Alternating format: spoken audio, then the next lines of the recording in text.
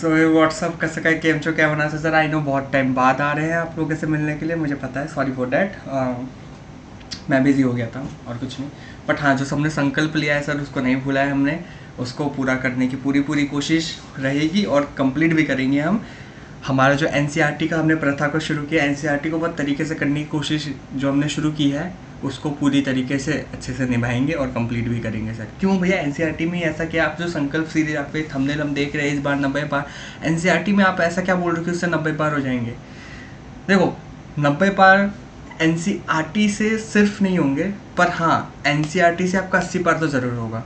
वो 10% के लिए मैं बताऊंगा। पर देखो, पेड़ बड़ा कब होता है भैया? कब बड़ा होता है? जब पानी डालते हैं? नहीं। अच्छा ठीक है, पानी डालते हैं तो पानी क्यों डालते हो भैया? जिससे जड़ें मजबूत हो। अच्छा, आप पकड़ लिया आपने, सही बात। जड़ें मजबूत होनी चाहिए तभी पेड़ उतना ही बड़ा होगा, है ना। जब तक बेस ही स्ट्रांग नहीं होगा सर, तब तक ऊपर जितना भी आप ऊपर उठा लो वो गिरेगा ही गिरेगा, है ना। तो NCERT is a base, NCERT is a concept, NCERT is something जिसके ऊपर से आप उठा के सब कुछ लेके जा सकते हो। मतलब आप बिना एनसीईआरटी पढ़े 10,000 क्वेश्चन कर दो, it's waste of time. But अगर आपने एनसीईआरटी करके सिर्फ 100 क्वेश्चन भी कर लिए ना, it's very much fruitful.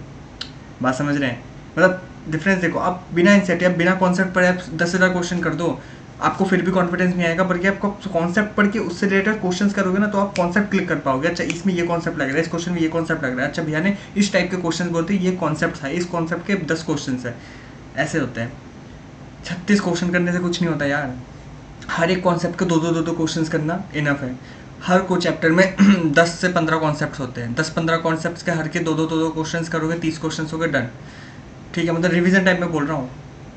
Revision time में आप जब करो 30 क्वेश्चन हर एक चैप्टर के कर लिए, डन है। और वही सब दो क्वेश्चन की जगह ना, जब कॉन्फिडेंस अप होता है उसमें से कुछ टॉपिक्स अपने आप हट जाते हैं, कुछ कॉन्सेप्ट अपने आप कम हो जाते हैं। क्यों? क्योंकि कुछ कॉन्सेप्ट ऑटोमेटिकली बड़े कॉन्सेप्ट में इंक्लूडेड होते हैं, तो अपने आप ही कुछ कॉन्सेप्ट हटते हैं, उनके क्वेश्चन हट जाते हैं, और जो कुछ कॉन्सेप्ट जो बच के उसके दो की जगह एक क्वेश्चन बच जाते हैं। ऐसे करके रिवीजन में अपने आप नंबर ऑफ क्वेश्चन भी कम होते जाते हैं।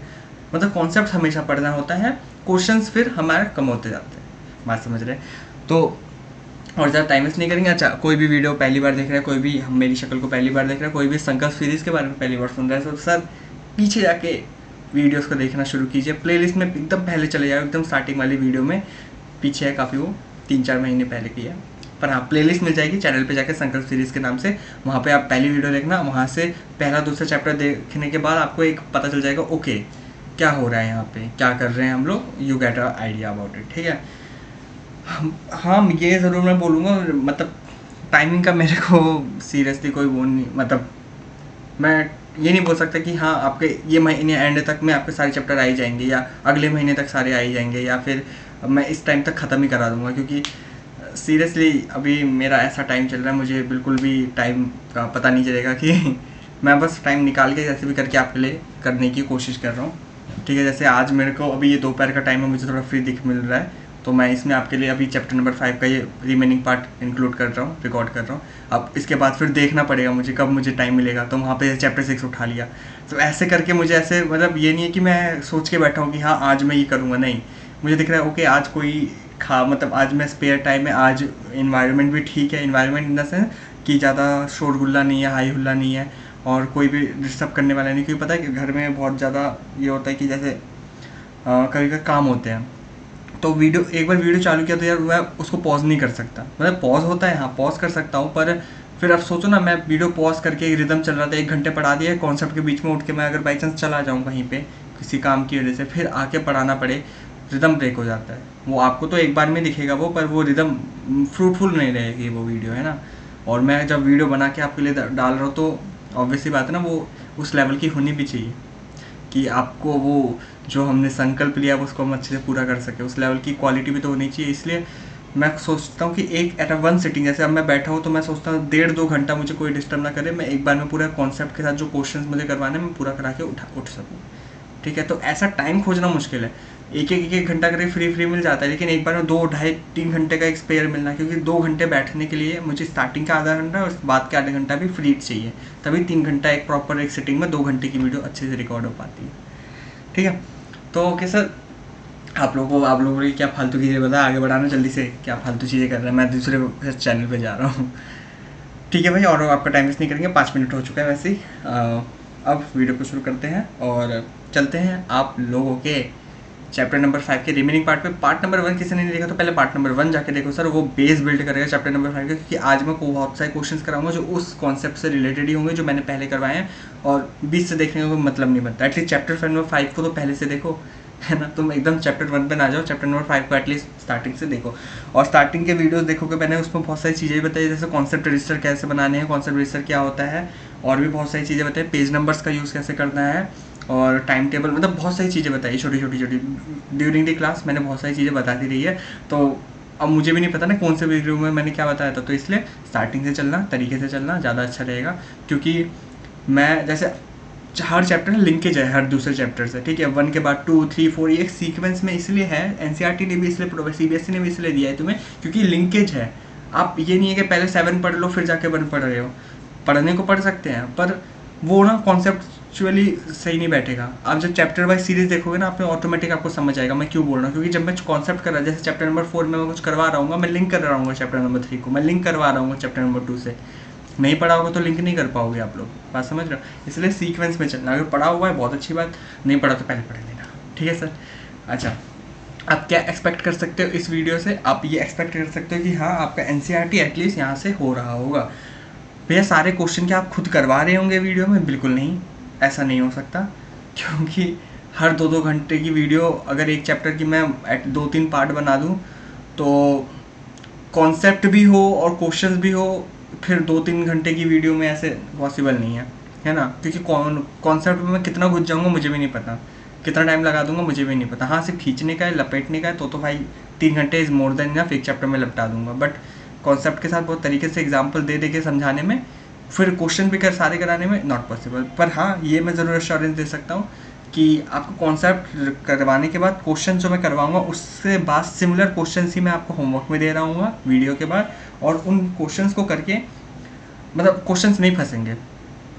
छोटा मोटा कुछ क्वेश्चन में कुछ अगर इधर उधर से चीज़ें होंगी, वो आप यूट्यूब पे बतेरे टीचर्स पढ़े हैं जो आपको एक एक क्वेश्चन वाइज डालते रहते हैं। अब अगर आप सीधा डालोगे ना NCERT exercise this question number, guarantee 101% damn sure कोई ना कोई एक वीडियो आएगी जो स्पेसिफिक उस वीडियो के, मतलब वही क्वेश्चन करवा रही होगी, मिल जाएगी। तो कॉन्सेप्ट अगर अच्छे होंगे ना तो वो क्वेश्चन भी आपको समझ आ जाएगा, ठीक है। देखो कॉन्सेप्ट के लिए टीचर को स्पेसिफिक करना पड़ता है। क्वेश्चन तो यार, क्वेश्चन तो दोस्त भी समझा देता है, और स्कूल जाते स्कूल में दोस्त से पूछ लो भाई ये कैसे होगा, स्कूल में टीचर है टीचर से पूछो कैसे होगा। तो क्वेश्चन के लिए आपको इतना टेंशन लेने की जरूरत नहीं है कि यार भैया ने ये क्वेश्चन करवाया नहीं और भैया ने ये होमवर्क में दिया था, लेकिन इसका ये वाला पार्ट तो मुझसे बन ही नहीं रहा, और भैया तो अब आगे कॉन्सेप्ट पे चले गए। कोई दिक्कत नहीं, स्कूल में टीचर्स है, स्कूल में दोस्त लोग हैं, या यूट्यूब पे भी वीडियो डालोगे ना, यूट्यूब पे 100% आपको मिलेगा ही मिलेगा कोई ना वीडियो, ठीक है। तो उसका टेंशन मत लेना, कॉन्सेप्ट पे फोकस करना। हाँ, कॉन्सेप्ट में अगर आपको लग रहा है कि भैया बहुत सारे क्वेश्चंस हैं जो ऐसे ही सिमिलर टाइप के और मुझसे बन ही नहीं रहे और आपने अभी तक करवाया ही नहीं है चैप्टर खत्म होने के बाद, ठीक है। अगर आपको लग रहा है, मैं 6 पे चला गया, 5 का ऐसा है कि बहुत सारे सिमिलर क्वेश्चन और आपसे बन ही नहीं रहे, आपको समझ भी नहीं आ रहे हैं, then you can say me that भैया नहीं हो रहे ये वाले, आपने ये वाला कॉन्सेप्ट नहीं करा है। बट वो ऐसा आपको बिल्कुल भी चांस मिलेगा नहीं, क्योंकि कॉन्सेप्ट सारे कवर हो रहे होंगे, ठीक है sir. Okay, so without wasting any further time let's set go sir, शुरू करते हैं वीडियो को। हमने चैप्टर नंबर 5 में आपको एक ग्लिम्स दे देता हूँ कि पहले वाले पार्ट में क्या था। वैसे तो देख कर आ रहे होंगे अगर आप लोग, आई होप आपने देख लिया होगा, देख कर ही आ रहे होंगे इस वीडियो में, ठीक है। तो उसमें हम लोग ना, मैंने बोला था 2 फॉर्मूलाज है हमारे पास, एक एपी का फॉर्मूला, एक है मतलब एक एपी लास्ट टर्म उनका फॉर्मूला है, और एक है सम निकालने वाला फॉर्मूला, ठीक है। तो सम वाले फॉर्मूले एक अलग ही दुनिया बनाता है और एपी वाले फॉर्मूला एक अलग है, ठीक है। एपी में सम का कोई लिंकेज नहीं है, पर सम में एपी का लिंकेज है थोड़ा बहुत, मतलब एपी का कॉन्सेप्ट क्लियर होगा तो ही आप सम वाले पे जा पाओगे। ये 2 फॉर्मूलाज की बात कर रहा हूँ। 2 फॉर्मूलाज अगर आप बहुत अच्छे से समझ गए हो, उन 2 फॉर्मूलाज के बेस पे यहाँ पूरा चैप्टर नंबर 5 है, ठीक है। तो वो 2 फॉर्मूलाज, पहले तो फॉर्मूला याद होने चाहिए, उसके हर एक टर्म्स आपको अच्छे से समझ आने चाहिए कि हर एक टर्म क्या बोलता है, और उसके बाद जब नंबर और वैरायटी ऑफ क्वेश्चंस आप लोग करोगे, मतलब आप समझ लो एक फॉर्मूला है, एक फॉर्मूला के 10 टाइप के क्वेश्चंस बन सकते हैं, ठीक है। हम फॉर्मूला हमने समझ लिया है पिछले पार्ट में, उसके टर्म्स को भी हमने समझ लिया है पिछले पार्ट में, और उससे रिलेटेड हमने बहुत सारे एग्जांपल से उस क्वेश्चन फॉर्मूले को बहुत अच्छे से समझाया कि अच्छा किस हिसाब से हम फॉर्मूलेस को अलग अलग क्वेश्चंस में यूज़ कर सकते हैं। गॉट इट और नॉट, ठीक है भैया। तो अब मैं उसमें ही थोड़ा सा नेक्स्ट लेवल जा रहा हूँ, ठीक है। पिछले पार्ट में मैंने क्या होमवर्क दिया था, आई होप आप लोगों ने कर लिया होगा। ये देखो यहाँ पे पिछले वाले पार्ट में हम लोग चले गए थे 5.1 में। मैंने सिर्फ ये छुड़वाया था, प्रॉब्लम सम्स छुड़वाए थे, इसको मैं करवाऊँगा। ये सारे आपसे बन गए होंगे, मैंने होमवर्क दिए थे, इसके रिलेटेड हमने कॉन्सेप्ट भी समझे थे, किया भी था। 3 ये 4 बहुत सारे आई नो। यहाँ पे अब जैसे ये वाले क्वेश्चंस में आप लोग लगे कि यार भैया रूट वाले कैसे करेंगे, कॉन्सेप्ट वही है यार, कॉन्सेप्ट में कुछ नहीं है। मतलब यहाँ पे वही होने वाला है कि यहाँ पे जैसे अगर उसने बोला है which of the following AP if the form, मतलब क्या निकालना है, डी निकालना है और 3 मोर टर्म्स निकालने हैं। ए तो सब में पता ही है। तो डी निकालने का सिंपल फॉर्मूला क्या था, डी निकालने का फॉर्मूला था भैया आगे वाले में से पीछे वाले को माइनस, यही था फॉर्मूला।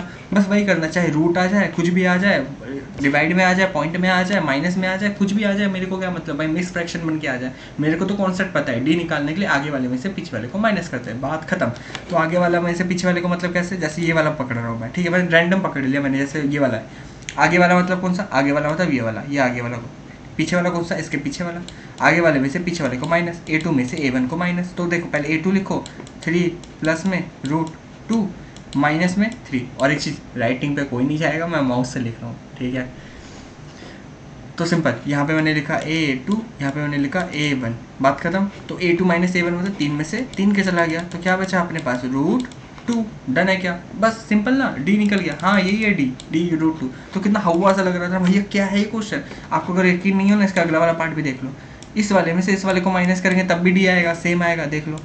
डी इक्वल टू क्या है यहाँ पे, 3 प्लस 2√2, 3 प्लस में 2√2, इसमें से माइनस कर दो गया 3 प्लस में √2, ठीक है। ब्रैकेट में लिख रहा हूँ, जब भी एक साथ 2 टर्म्स आ जाए और माइनस के बाद लिख रहे हो तो ब्रैकेट लगा दिया करो, गलतियाँ होने के चांसेस कम होते हैं। कैसे भैया, ये देखो 3 प्लस में 2√2, अब माइनस ब्रैकेट जब खोलोगे तो अंदर के सारी साइन चेंज हो जाएंगे, -3, ये तो बेसिक है ना, पता होगा, माइनस प्लस माइनस और साथ में क्या आएगा, √2। डन है भैया।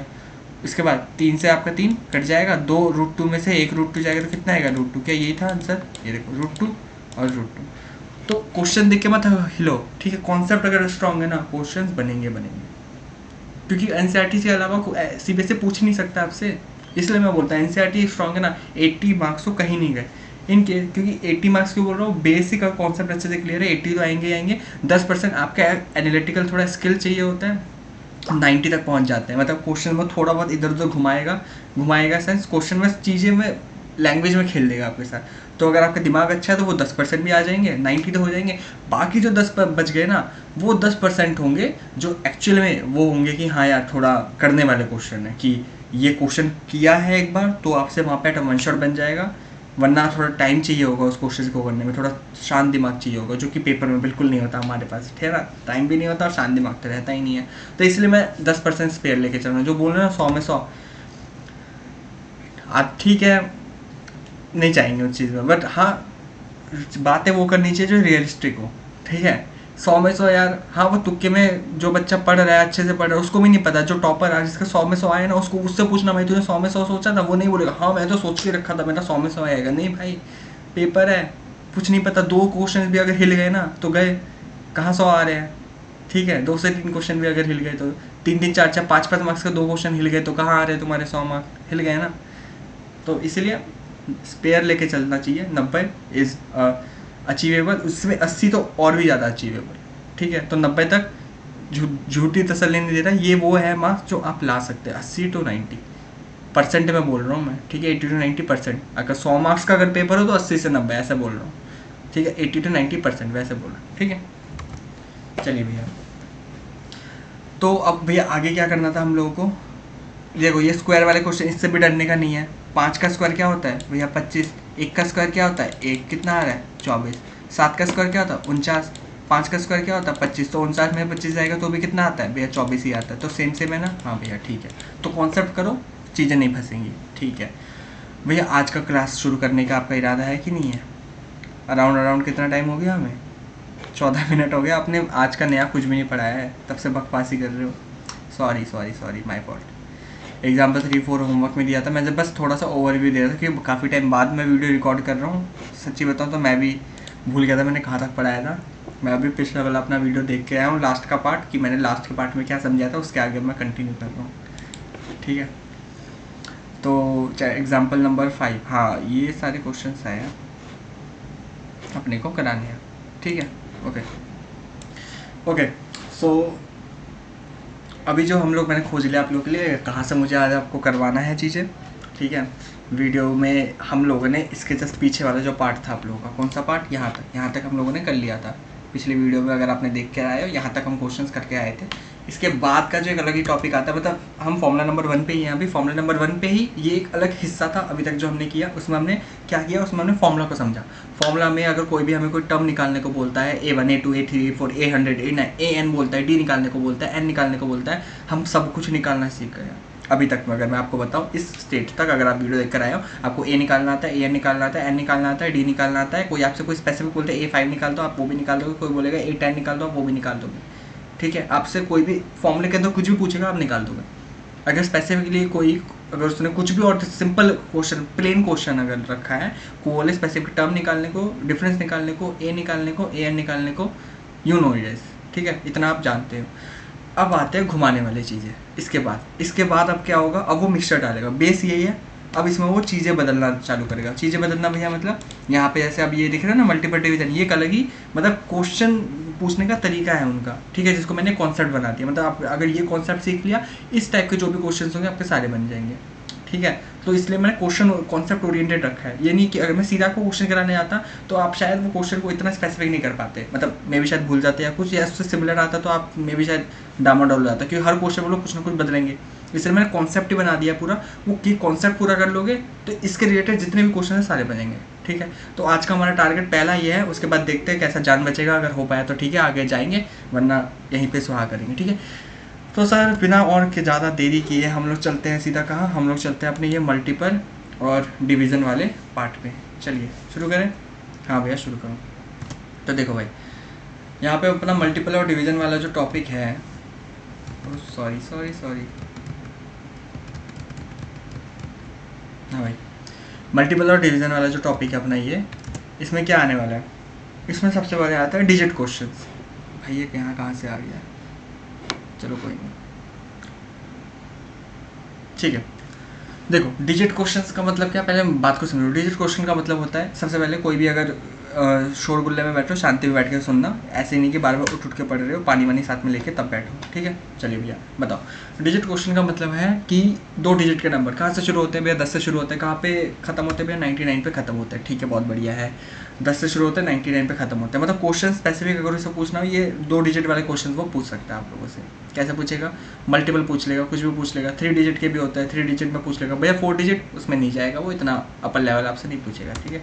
2 digit max to max chance है 80 to 90% 2 डिजिट, बाकी 10% में 3 डिजिट को पूछ सकता है। अगर आपको उसको सताना हो, बहुत परेशान करना हो, तो 3 डिजिट पे जा सकता है, 4 पे बिल्कुल नहीं जाएगा, ठीक है। तो 2 डिजिट के नंबर में भैया क्या, स्टेप नंबर 1 क्या है, स्टेप नंबर 1, 2 डिजिट के नंबर में सबसे पहले आपको ए निकालना होता है। भैया ए कैसे निकालेंगे, सपोज करो क्वेश्चन आया आप लोगों के पास, बोलेगा वो 2 डिजिट के नंबर से आपके ऑटोमेटिक दिमाग में रेंज आ जाएगी 10 to 99, ये रेंज आ गई आपके दिमाग में।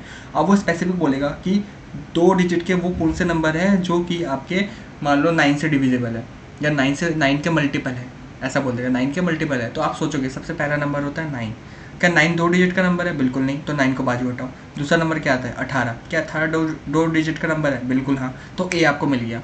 2 डिजिट के नंबर में जो 9 का मल्टीपल है वो पहला टर्म है 18, तो ए मिल गया हमें 18, ठीक है। 18 के बाद क्या आता है 27 आता है। 27 और 18 के बीच में कितने का गैप होगा, ऑब्वियसली बात है भैया, 9 का पहाड़ा चल रहा है तो 9 का ही गैप होने वाला है। 9 का मल्टीपल बोला, 9 का ही पहाड़ा पड़ेंगे, 9 1 9 9 2 18, हमने 18 पकड़ा क्योंकि 2 डिजिट बोला था, ठीक है, 18 पकड़ा। फिर हमने 27 पकड़ेंगे, मतलब 27 है A2, उसके बाद 27 के बाद, उसके बाद मैं टेबल भूल गया हूँ क्या, 9 3 20 9 40, हाँ सॉरी, हाँ उसके बाद क्या 36 भैया। तो इसमें भैया इसमें दिमाग क्या लगाना है, अगर वो हमसे कोई भी टर्म पूछेगा, मैसी 9 का पहाड़ा बढ़ के चले जाएंगे। अच्छा आप 10 तक तो चले जाओगे बड़े आराम से, 90 तक, 11वां भी चले जाओगे 99 तक। लेकिन अगर मैं बोलूँ आपको कि ऐसे 50वां टर्म बताना, 1000वां टर्म बताना, 2000वां टर्म बताना, भैया आप दिक्कत लग रही है, अब दिक्कत लग रही है, ठीक है।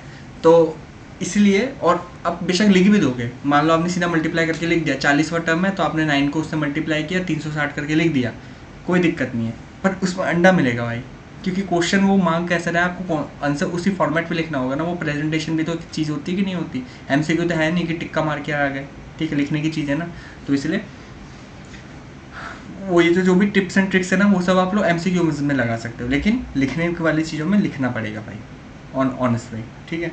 तो देखो, सबसे पहले आपको ए पता चल गया, ए पता होने के बाद आपको डी भी पता चल गया, 9 का गैप होने वाला, तो डी पता चल गया, ए पता चल गया। और मैंने हमेशा बोला है ए एन के फॉर्मूला में ए और डी पता है तो सब कुछ पता है भाई, ए और डी पता है तो आप कुछ भी कर सकते हो। ए पता चल गया, डी पता चल गया, नंबर ऑफ टर्म्स वो आपको बता देगा या वही निकालने को बोलेगा, उसके लिए कुछ और स्पेसिफिक देगा। तो अभी हम लोग देखेंगे एक बेसिक ओवरव्यू मैंने आपको बता दिया कि हाँ क्वेश्चन ड्राफ्टिंग किस तरह आपसे होने वाली है। इसमें बात समझ आई, 2 डिजिट का नंबर होगा, मल्टीपल 9 की जगह 8 बोल देगा, या फिर इसमें अगर देखो उसको बोलना हो ना, ये भी बोल सकता है वो 2 डिजिट अगर बाजू हटाना, वो ये बोलेगा, वो खुद से नंबर रेंज दे देगा, वो खुद से रेंज देगा, वो बोलेगा 5 से लेके आपके, या फिर बोलेगा ऑल नेचुरल नंबर। अब आपके माइंड में क्लिक होगा नेचुरल नंबर कहाँ से शुरू होते हैं, 1 से शुरू होते हैं, 1 से कहाँ तक जाएंगे, इन्फिनिटी तक, ठीक है। लेकिन वो बोलेगा all natural numbers up to 2 digit, up to 2 digit. मतलब देखो अब ये लैंग्वेज में खेल रहा है, वो लैंग्वेज में कैसे खेल रहा है, उसने बोला ऑल नेचुरल नंबर्स, लेकिन ये नहीं बोला ऑफ 2 डिजिट्स। ऑफ 2 डिजिट का मतलब होता है 10 से लेके 99, लेकिन मैंने बोला क्या,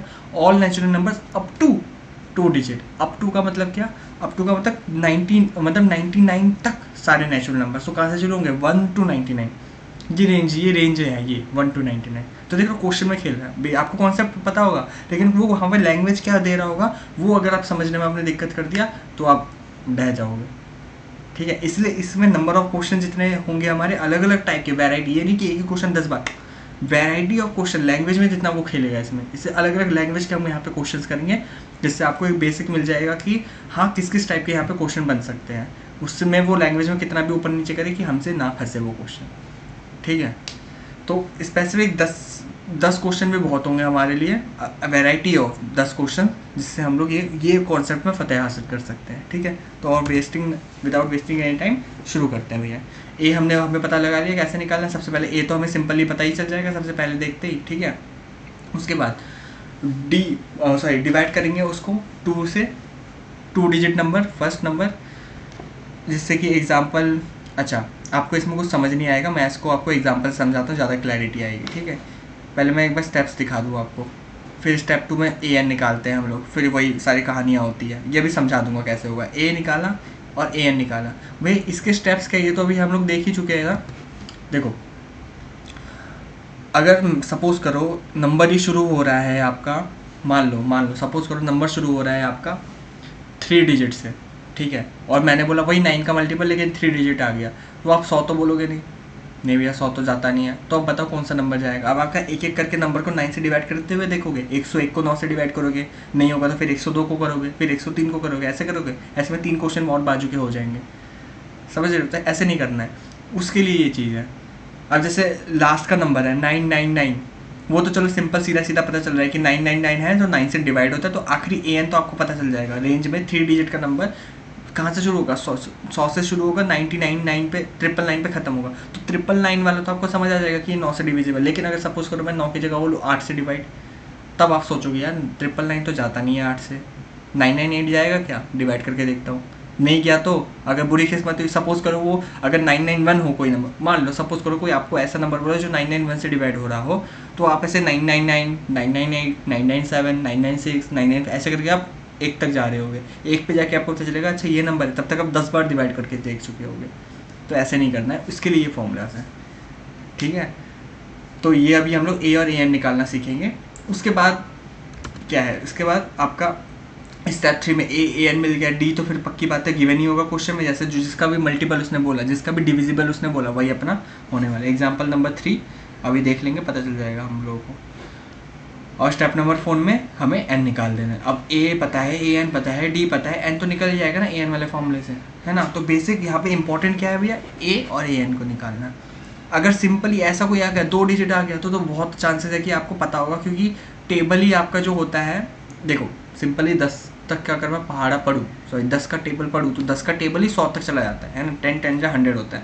तो बहुत ज़्यादा चांस है 2 डिजिट वाले नंबर में आपको शायद ए और ए एन की ज़रूरत ही ना पड़े ऐसे निकालने की, क्योंकि आपको पहाड़ा पता है, आपको क्लिक हो जाएगा फटक से कि हाँ ये किससे जाने वाले। लेकिन 3 डिजिट आते ही आपको पहाड़ा नहीं पता, तो आपको फिर ये वाले फॉर्मूलेस के यूज़ करना पड़ेगा। भाई ये कब बेनिफिशियल होगा फिर, अगर आपके पास MCQ में 2 डिजिट के नंबर्स आ गए तो आपको ये फॉर्मूला सारे तामझाम नहीं करने पड़ेंगे। लेकिन अगर आपके डिस्क्रिप्टिव में 3 से 4 मार्क्स का क्वेश्चन आया तो आपको ये करके दिखा के आना पड़ेगा, अगर लंबा क्वेश्चन आ गया तो, ठीक है, और करने के लिए उसमें कुछ नहीं है, तो वो मार्क्स इन्हीं स्टेप्स के दे रहा होगा आपको, क्योंकि उसमें करने वाला कुछ नहीं है, वो सिर्फ आपसे टाइम चाह रहा होगा उस क्वेश्चन में।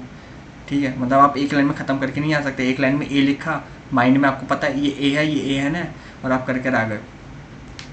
ठीक है, करेंगे, अभी बहुत क्लैरिटी आएगी आपको क्वेश्चंस में, कौन से क्वेश्चन में क्या करना है मैं आपको समझा दूंगा। ठीक है, तो देखो भाई एक चीज़ और सुन लो, आप यहाँ पे बहुत बच्चे होंगे जो सोच रहे हो भैया बहुत ज़्यादा टाइम आप ले रहे हो, बहुत धीरे जा रहे हो, हमें फटाफट करना है। आई नो आप थोड़ा स्पीड बढ़ा लो, पर प्लीज़ ये स्किप मत करो। मतलब यार ये बेस बिल्डअप है यार, प्लीज़। आप ये सोच रहे होगे कि यार जल्दी से कॉन्सेप्ट खत्म हो, मैं बहुत सारी वो आरडी करूँगा, आरएस करूँगा, पर वो वेस्ट ऑफ टाइम हो जाएगा आपका, क्योंकि आप कॉन्सेप्ट में ढीला छोड़ रहे हो। यकीन मानो ये जब वीडियो ख़त्म होगी ना, आपको बहुत सेटिस्फेक्शन मिलेगी। आप पीछे के अगर वीडियोस देख कर आए हो तो आपको पता होगा, वीडियो जब एक कॉन्सेप्ट खत्म होगा ना, आपको कॉन्सेप्ट के बाद बहुत सेटिस्फेक्शन मिलेगी, उससे रिलेटेड जो भी क्वेश्चन होगा आपको बहुत ज़्यादा एक कंफर्ट से आप क्वेश्चन को कर पाओगे, अगर आपने तरीके से कॉन्सेप्ट को समझा है मेरे साथ बैठ के तो। ठीक है, इसलिए इसमें कोई लापरवाही, इसमें जल्दीबाजी मत करो प्लीज़, मुझे शांति से करवाने दो। टाइम लगेगा, मुझे पता कितना लगेगा, मुझे सच में नहीं पता कितना टाइम लगेगा, खींच जाएगा। मैं फ्लो में जा रहा हूँ, मैं जितना, मुझे नहीं पता कितना लगेगा, बट हाँ जब मैं चाहता हूँ, जब मैं उठूँ ये कॉन्सेप्ट पढ़ा के, तो ये लगे हाँ मैंने सब कुछ कर बताया था, ऐसा कुछ भी चीज़ नहीं था जो मैंने छोड़ दिया हो बताना। तो ऐसे जल्दीबाजी मत करवाना प्लीज़। ठीक है, मुझे काम हो के धीरे धीरे चलने दो, जिससे कि कोई माइंड में चीज़ें छूट ना जाए, क्योंकि होता है ना जल्दीबाजी में चीज़ें रह जाती है बतानी, तो वैसा ना हो, सब कुछ बता पाऊँ। तो इसलिए थोड़ा पेशेंस के साथ बैठिएगा, चीज़ें होंगी सारी करवाऊंगा, पर जितनी हो रही है एटलीस्ट उसको तो क्वालिटी से करे। ये नहीं है ना कि भाई एनसीईआरटी ख़त्म करवानी है, वो 15 चैप्टर 14 चैप्टर ख़त्म करवाने, तो बस धपाधप करवाते जाओ, फिर बाद में वेस्ट ऑफ टाइम हो जाए। अगर 7 वीडियोज़ भी आई हो, 7 चैप्टर की आई हो, पर 7 तो एकदम एटलीस्ट तरीके वाली हो कि करके बंदे को लगे यार मज़ा आ गया इतना करके, आगे कब आएगी अब देखते हैं। और ठीक है, वो वाली आनी चाहिए कि यार ऐसा ना हो कि पूरी वीडियो जाएगी एक भी मज़ा नहीं आ रहा देखकर, वैसी नहीं होनी चाहिए, है ना। देखो भाई चलो, तो अब सीधे आते हैं हम लोग क्वेश्चन पे, जिससे हम और ज़्यादा अच्छे से इन कॉन्सेप्ट को समझ पाएंगे। जैसे देखो यहाँ पे क्या लैंग्वेज पढ़ो, क्या हाउ मैनी, कितने ज़्यादा, हाउ मैनी कितने सारे 2 डिजिट के नंबर हैं, जो कि क्या है, जो कि आपके डिविजिबल है किससे, 7 से। ठीक है, how many 2 digit number that is divisible by 7, ये क्वेश्चन है। ठीक है भैया, हिंदी में भी मैंने लिख दिया, 2 अंकों वाली कितनी संख्या है, 7 से विभाज्य है। चलो भैया ठीक है, अब देखो सॉल्यूशन से पहले हम खुद ही करके देख लेते हैं। देख भाई, सबसे पहले रेंज बताओ, रेंज अपने माइंड में सोच लो यार, रफली कहीं पे बाजू में पेंसिल से ना क्वेश्चन के आगे, जब पेपर में क्वेश्चन पेपर आएगा, क्वेश्चन पेपर के आगे अपना रेंज लिख देना। भैया रेंज क्या होने वाली है आपको पता है, रेंज शुरू होगी यहाँ पे 10 से और जाएगी 99 अंदर, और आपको ये नंबर भी पता है, पहला नंबर 7 हो जाए तो जो रेंज के बाहर आते हैं तो उसको तो हम लोग नहीं लेंगे, दूसरा नंबर क्या आता है 14 आता है, तो उसको हम लोग ले लेंगे। तो हमें ए मिल गया, ए मुझे कितना मिल गया 14, इसको तो हम लोग सीधा ऐसे लिख सकते हैं। ठीक है, लास्ट नंबर के लिए आपको दिमाग लगाना पड़ेगा, क्योंकि लास्ट नंबर आपका 99 है, 7 से जाता है, बताओ भैया 7 से लग तो नहीं रहा भैया, देखते हैं 7 1 जा 7 29, 7 4 जा 28, एक बच जाएगा, रिमाइंडर नहीं जाता भैया। तो यहाँ पे अब हम लोग वो लगाएंगे क्या, जो अभी हमने पीछे पढ़ा था, क्या पढ़ा था भैया, ये जो हमने पढ़ा था ना, ये स्टेप नंबर 1 स्टेप नंबर 2, तो स्टेप नंबर 1 में तो चीज़ें हमें ऑटोमेटिकली पता चल गई, लेकिन स्टेप नंबर 2 में हम लोग को AN निकालने के लिए इस पूरे प्रोसीजर का यूज़ करना पड़ेगा। देखो कैसे करेंगे, यहाँ पे मैंने देखो फॉर्म, यहाँ पे क्या कॉन्सेप्ट लिखा, मैंने बोला AN, ठीक है, AN के बाद क्या लिखा, ये देखो एक मिनट, देखो मैंने बोला AN निकालने के लिए क्या करना होता है, डिवाइड करो वो जो क्वेश्चन मार्क का मतलब है वो नंबर कौन सा, जैसे उस वाले पार्ट में क्या था 99 था, ठीक है, ओ सॉरी मैंने उल्टा बोल दिया, एक मिनट। ये क्वेश्चन मार्क का मतलब क्या है, क्वेश्चन मार्क का मतलब है वो पार्ट जो कि क्वेश्चन है उसने बोला है, जैसे मल्टीपल ऑफ वहाँ पे क्या बोला था, क्वेश्चन नंबर अभी जो हम लोग 1 कर रहे हैं उसमें मल्टीपल ऑफ क्या बोला उसने, 7 बोला, तो 7, ठीक है, वो डिवाइड करो उस 7 को किससे, 2 डिजिट वाले लास्ट नंबर से, 2 डिजिट का लास्ट नंबर मतलब क्या 99, उससे उसको डिवाइड करो। ठीक है भैया, इससे क्या मिलेगा, इससे ना आपको जब आप इसको डिवाइड करोगे, जैसे 99 अपॉन क्वेश्चन मार्क, मतलब 99 अपॉन क्वेश्चन मार्क, ऐसा कुछ लिखेंगे हम लोग, ये लिखते ही हम लोग को कुछ रिमाइंडर मिल रहा होगा, ऑब्वियस सी बात है भैया, अभी हमें मिल रहा था 7 को हमने 99 से डिवाइड किया तो हमें कितना मिल रहा था, हमें रिमाइंडर 1 मिल रहा था, किया था ना अभी हमने, 7 1 जा 7, 2 बचा था 29, 7 4 जा 28, एक रिमाइंडर हमें 1 मिल रहा था भैया। ठीक है, ये जो रिमाइंडर आपको मिला ना, इसको क्या करना है, हमें 99 से उस रिमाइंडर को माइनस करना है भैया, क्या, हाँ 99 से उस रिमाइंडर को माइनस करना है भैया। उससे क्या होगा, उससे आपको एक रिजल्टेंट नंबर मिलेगा। जैसे कि यहाँ पे मिला 98 और ये वो नंबर है जो कि 7 से डिवाइड होता है। क्या बात कर रहे हो भैया, हाँ सही में देख लो करके, 7 से 98 को डिवाइड करो क्या आता है, 7 1 जा 7 और 7 4 जा 20। ओ ये भैया हाँ बात तो सही बोल रहे थे। इसका मतलब अगर आप मुझसे पूछोगे कि 7 से मल्टीपल होने वाले कौन सा नंबर है जो कि डिवाइड होता है, तो आपने पहला नंबर तो बोला 14 और दूसरा नंबर आप लास्ट नंबर कौन सा बोलोगे, लास्ट नंबर बोलोगे 98 है। जो 2 डिजिट का आखिरी नंबर है जो 7 से डिवाइड होता है वो है 98। कॉन्सेप्ट समझ आया क्या था ये, ठीक है। इसलिए मैंने बोला क्वेश्चन से ज़्यादा क्लैरिटी आएगी आपको। आप बेसिक समझो ना, रिमाइंडर का मतलब क्या होता है।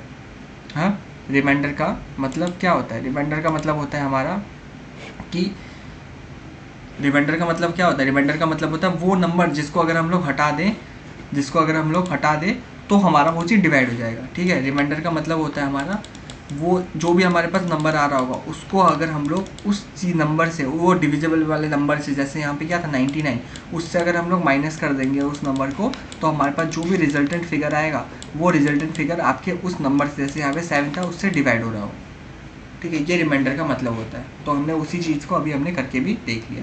तो यहाँ पे भैया ए मिल गया हमें 14 और हमें ए एन मिल गया कितना, ए एन मिल गया हमें 98, ठीक है। आपने सिंपल यहाँ पे ये लिख दिया ए और ए एन, ये फेयर फॉर्मूला, मैं फेयर फॉर्मूला भी दिखा दूंगा कैसा है। ए और ए एन मिल गया। अब उसने कितना मतलब हाउ मैनी, क्वेश्चन को लैंग्वेज को पकड़ो, क्या पूछ रहा है उसने, हाउ मैनी, क्या पूछा उसने, हाउ मैनी। हाउ मैनी का मतलब क्या है भैया, कितने सारे, कितने सारे। मैं अगर आपसे पूछूँ how many money you have, how many money you have, इसका मतलब मैं आपसे क्या पूछा, काउंटिंग में पूछ रहा हूँ कितने पैसे आपके पास है। या how many apples you have, मतलब मैं आपसे काउंटिंग में पूछ रहा हूँ कितने एप्पल्स आपके पास है। इन द सेम है हाउ मैनी 2 डिजिट नंबर, मतलब इनके बीच में ये जो 10 से लेकर 99 के, इनके बीच में कितने 2 डिजिट के नंबर्स हैं जो कि 7 से डिवाइड होते हैं, ये वो पूछ रहा है। तो हमने पहला निकाला, हमने दूसरा निकाला। और हाउ मैनी का मतलब वो कहीं ना कहीं हमसे क्या पूछ रहा है भैया, वो कहीं ना कहीं हमसे क्या पूछ रहा है, एन पूछ रहा है। वो हमसे क्या पूछ रहा है, एन पूछ रहा है। बात समझ आ रही है, एन पूछ रहा है हम लोगों से, तो बस ए पता है, ए एन पता है, क्या डी भी पता है, हाँ भैया डी तो पता, पहले से पता था कितना है 7। अब एक बात बताओ, अपना ए एन का फॉर्मूला क्या होता है भैया, A n equal to A plus में, sorry A n equal to A plus में एन माइनस 1 इंटू में डी, ये फॉर्मूला होता है। क्या आपको यहाँ पे ए पता है, बिल्कुल भैया पता है। क्या आपको ए एन पता है, हाँ भैया ये भी पता है 98 है। क्या आपको डी भी पता है, हाँ भैया ये भी पता है 7 है। 4 चीज़ में से आपको क्या, 4 चीज़ में से आपको कितना पता है, 4 चीज़ में से भैया हम लोग, ये 4 चीज़ में से आप लोगों को कितना पता चल गया, आपको 3 चीज़ पता है। क्या ये एन नहीं निकल जाएगा, हाँ भैया ऑब्वियसली इधर उधर करके आप एन निकाल लेंगे। निकाल लेंगे फटाफट, वीडियो पॉज करो निकालो। ओके, तो आई होप आप लोग ने निकाल लिया होगा एन, और आप लोग का मैं सॉल्यूशन दिखाता हूँ। ये देखो, ए हमें 14 मिला था, ए एन हमें 98 मिला था, डी हमें 7 मिला था। हमने फॉर्मूले में पुट किया इस चीज़ को और हमने एन निकाल लिया कितना, 13। बात समझ आया। जिसका 13 निकला है वीडियो को लाइक कर दो। ऐसी चीज़ मैं बोलता नहीं हूँ, अजीब सा लगता है मुझे, बट ठीक है, यूट्यूब वाली लैंग्वेज है, बोलना ज़रूरी है। ओके भैया, तो एन मिल गया हम लोगों को कितना, 13, ठीक है भैया। ओके, क्लैरिटी आई, पहले बताओ समझ आया कैसे हुआ क्वेश्चन, हाँ भैया बात तो समझ आई, ठीक है। तो ऐसे ही क्वेश्चन आएंगे। अब वो 7 की जगह आपसे 6 पूछे, 5 पूछे, 4 पूछे, 3 पूछे, 2 पूछे, 10 पूछे, कुछ भी पूछे, क्या मतलब, कॉन्सेप्ट यही है। चीज़ हमें पता चलेगी ए कैसे निकालना है, ए एन कैसे निकालना है, और कुछ नहीं। हाँ एन कैसे निकाल, इसमें अगर वो हमसे कुछ और भी पूछ रहे तो हम वो भी निकाल देते। मोस्टली एन ही पूछेगा क्योंकि वही मिसिंग रहता है, बाकी सब तो निकल ही जाता है ना। एक और क्वेश्चन देखते हैं। देखो ये कॉन्सेप्ट ना, देखो कुछ चैप्टर्स होते हैं जहाँ ना कॉन्सेप्ट में बहुत टाइम लगता है, क्वेश्चंस में टाइम नहीं लगता। लेकिन ये ऐसे चैप्टर्स हैं जहाँ कॉन्सेप्ट थोड़े कम है क्योंकि फॉर्मूला में है, सिर्फ टर्म्स को समझने होते हैं। ये जो क्वेश्चंस है ना, इससे कॉन्सेप्ट ज़्यादा अच्छे क्लियर होते हैं, ये नंबर ऑफ क्वेश्चंस करके, ठीक है।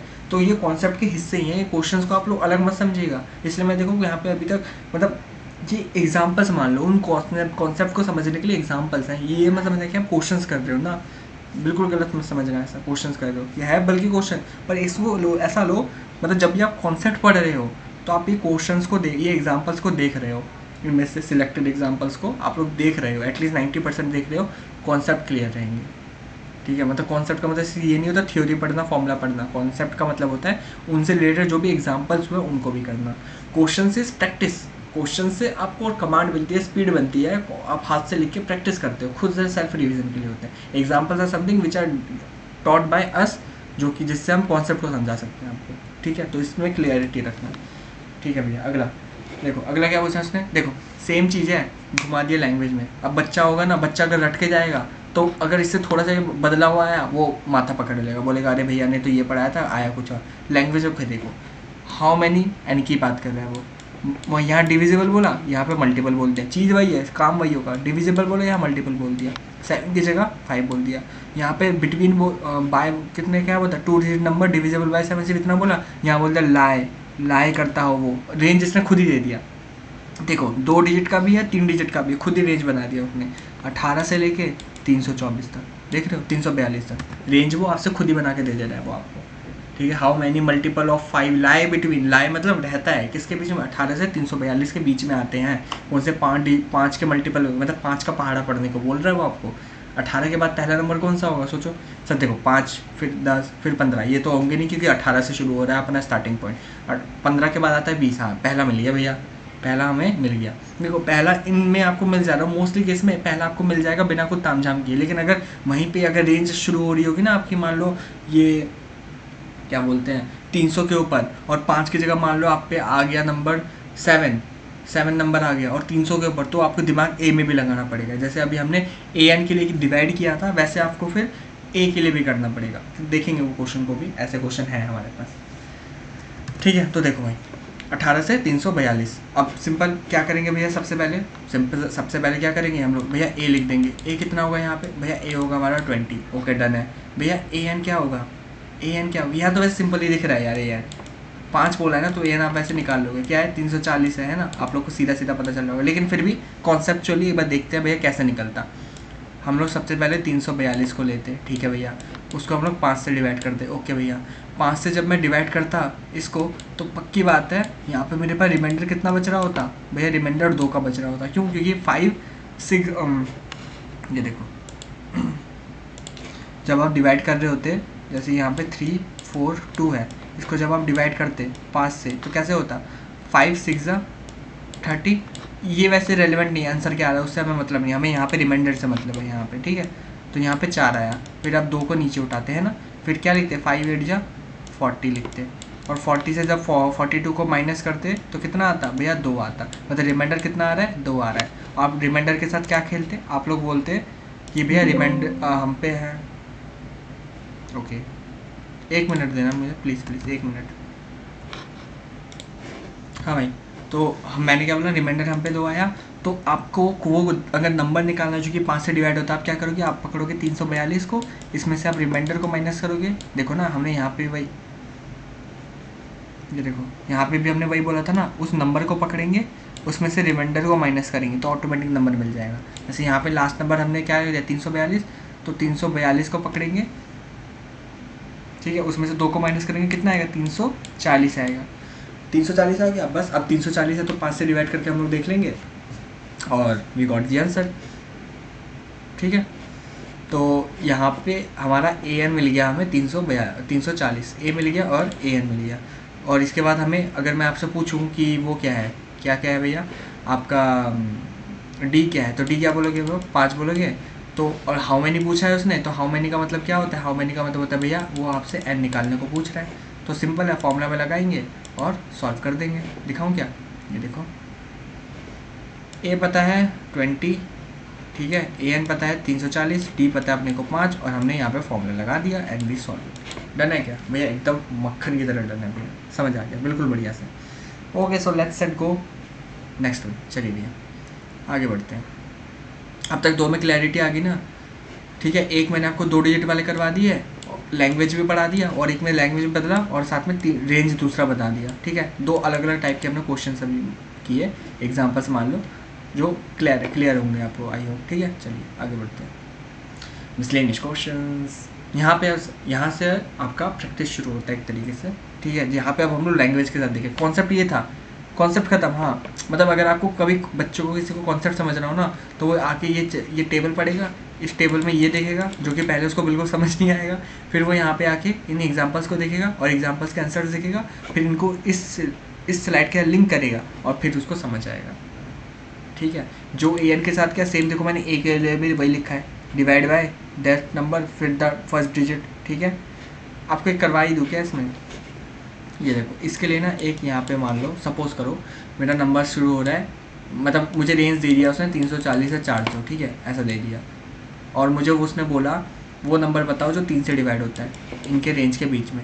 तो मैं पहला नंबर कैसे निकाल, इसके लिए तो हमें पता चल गया।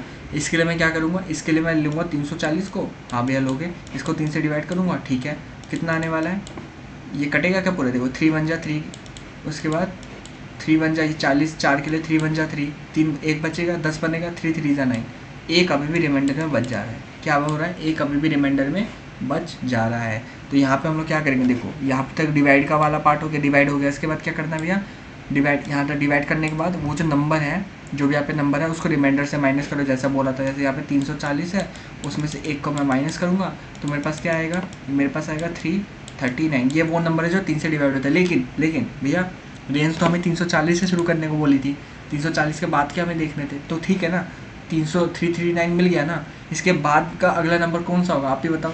जैसे अगर मैं आपको बोलूँ एक नंबर 6 है जो 3 से डिवाइड होता है, अगला क्या आप 9 बोलते हो ना, कैसे आप 3 ऐड करते हो, द सेम में 339 में 3 ऐड कर दो, कितना आ रहा है भैया 3 4 2 आ रहा है, बस मिल गया आप लोगों को।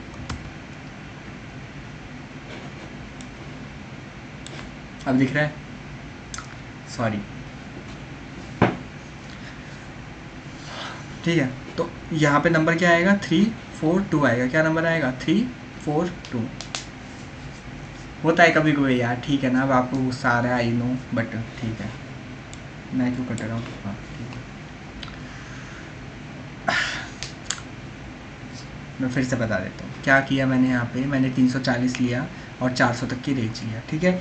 उसके बाद वहाँ पे 340 को 3 से डिवाइड किया, इसका तो मतलब ही नहीं था 400 का, बस यहाँ पे हमने 340 वाले को सॉल्व किया, 113 आया, माइनस किया 1 आया 339, उसमें से 339 वो नंबर है जो 3 से डिवाइड होता है, लेकिन हमें 340 के बाद वाला रेंज चाहिए था, 339 में 3 को हमने ऐड करके देख लिया, तो क्या है 342, जो कि रेंज के अंदर भी और 3 से डिवाइड भी होता है। मतलब यहाँ पे एक काम बस एक्स्ट्रा हो गया, क्या, माइनस करने के बाद उसमें वो नंबर को ऐड भी करना होगा, तो हमें वो रेंज, वो नंबर बंद मिल जाएगा जो कि उस रेंज के अंदर है, सिंपल, ठीक है। ए है, ए एन है, डी है, एन निकल जाएगी, बात करना, ठीक है, ये कॉन्सेप्ट। चलिए भैया ठीक है, आगे बढ़ो आप। Okay let's set go questions, miscellaneous questions. देखो भाई पहला क्वेश्चन क्या पूछ रहे हैं, ध्यान से पढ़ो क्या बोल रहे हैं, what is the common difference of the A P in which A18 और A14। अच्छा तो वो वाले क्वेश्चन है आपके, मतलब यहाँ पे से ना आपका जो पूरा टोटल पूरा भी अभी तक हमने फॉर्मूला सारे किए, मतलब AN वाला फॉर्मूला, उसमें जो अपना पिछले पार्ट में, पिछले वाली वीडियो में जो पढ़ा था वो, और अभी जो पढ़ा वो, इससे रिलेटेड जितना भी हमारा मिक्स में क्वेश्चन यहाँ पे दिखेगा आप लोगों को, ठीक है। तो यहाँ पे इसने का क्या बोला, कॉमन डिफरेंस की बात कर रहा है, वो किसकी बात कर रहा है, कॉमन डिफरेंस की बात कर रहा है AP में निकालने के लिए, जहाँ पे A18 और A14 इक्वल टू 32 है, ठीक है। तो बेसिकली इसको कैसे करिए, वैसे पिछले वाले का था, क्या किया जाए, करवाऊँ अभी कि नहीं कराऊँ, मुझे वो वाले कॉन्सेप्ट पहले आपको करवाने हैं। एक मिनट रुको, मुझे एक बार देखने दो, इसको मैं थोड़ा होल्ड पे रखता हूँ, मुझे वाले मतलब मिक्स हो जाएगा ना, वो वाले अभी तक आपको थोड़े मुझे और करवाने थे, एक मिनट रुक जाओ बस।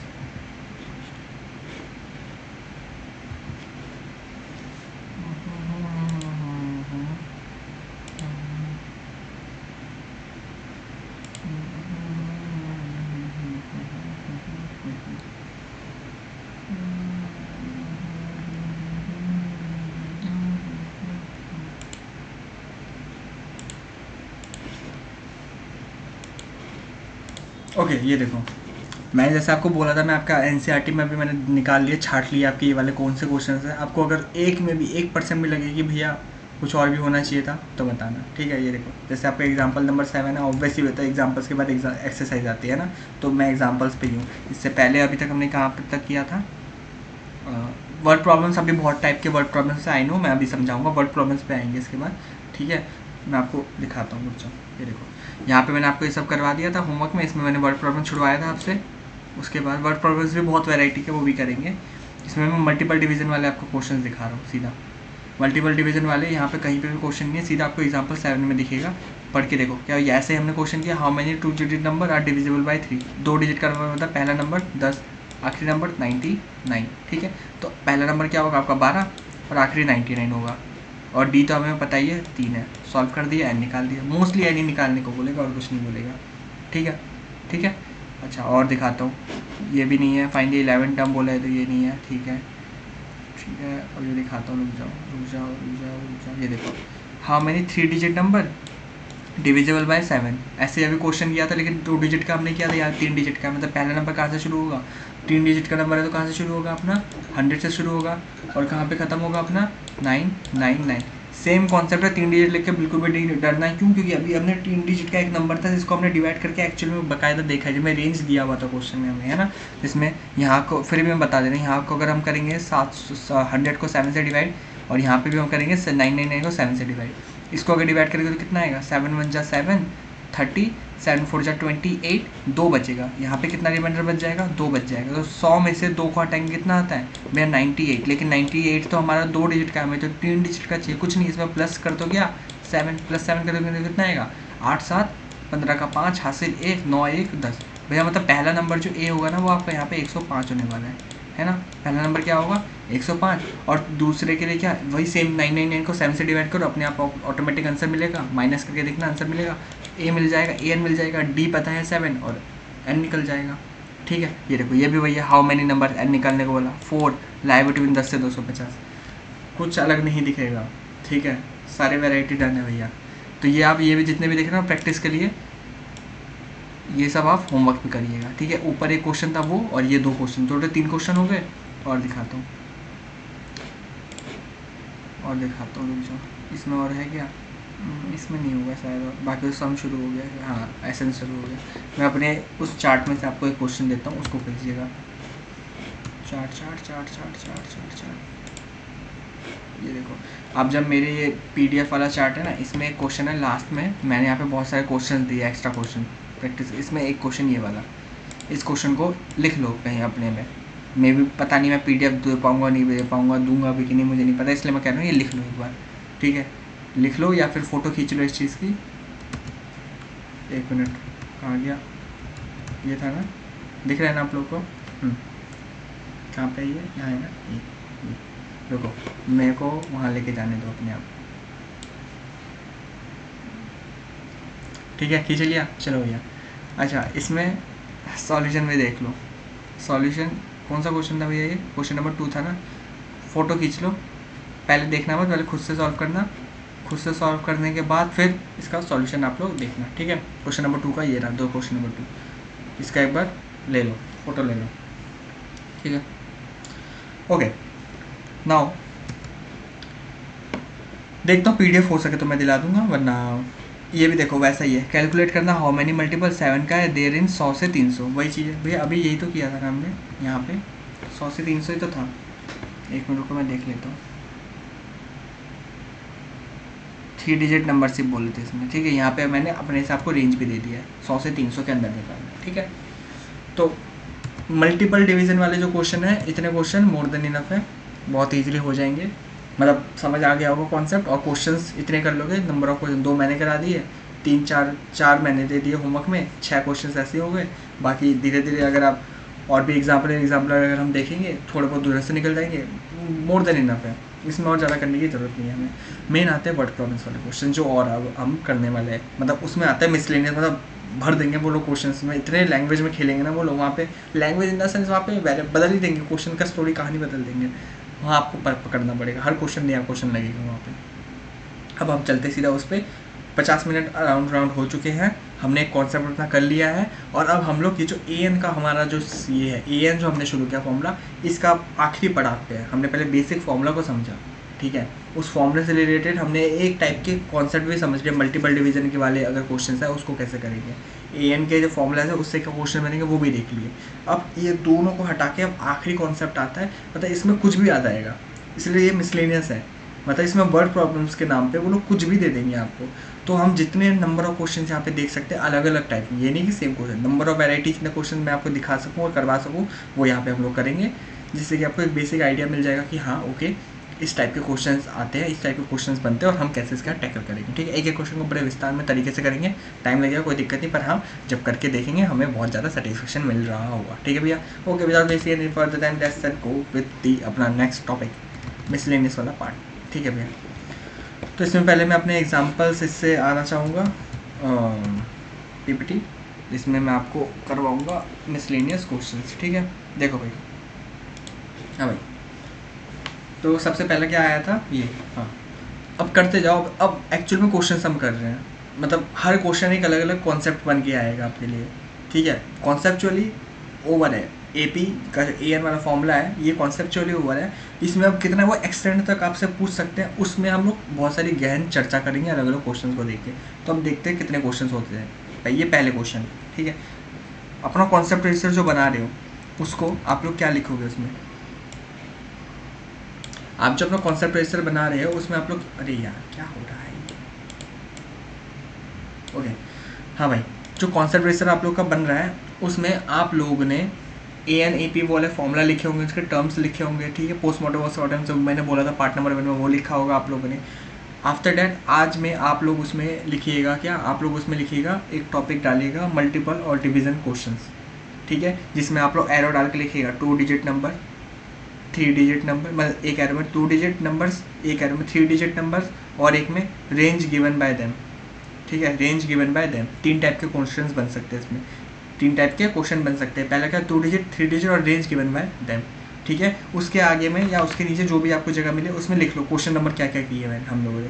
मैंने जब भी आपको करवाए इसके लिए आप एक सेपरेट रजिस्टर में आप लोग सॉल्व कर रहे होंगे इसको, ऑब्वियसली बात है। अगर कोई रफ पेपर में कर रहे हैं बहुत गलत बात है, ऐसे रफ वफ में मत कीजिए। लेकिन अगर चलो आप कर ही दिया है पेपर में तो एक काम कीजिए, उस पेपर में क्वेश्चन नंबर पेज नंबर डाल लीजिए, कुछ भी डालिए, और उसको अपने मेन जो अपना रजिस्टर है जिसको आप लोग एक्चुअल में रिवाइज करने वाले हैं पेपर के टाइम में, जो आपके पास रहने वाली है, उसमें उसको स्टेपल मान लीजिएगा, ठीक है, उस पेज को। और कॉन्सेप्ट रजिस्टर जो है उसमें आप लोग एरो डाल के लिख लीजिए कौन सा पेज नंबर है, जो पेज नंबर आपने ये क्वेश्चन अभी हमने 2 को देखे थे एग्जाम्पल वो किए, ठीक है।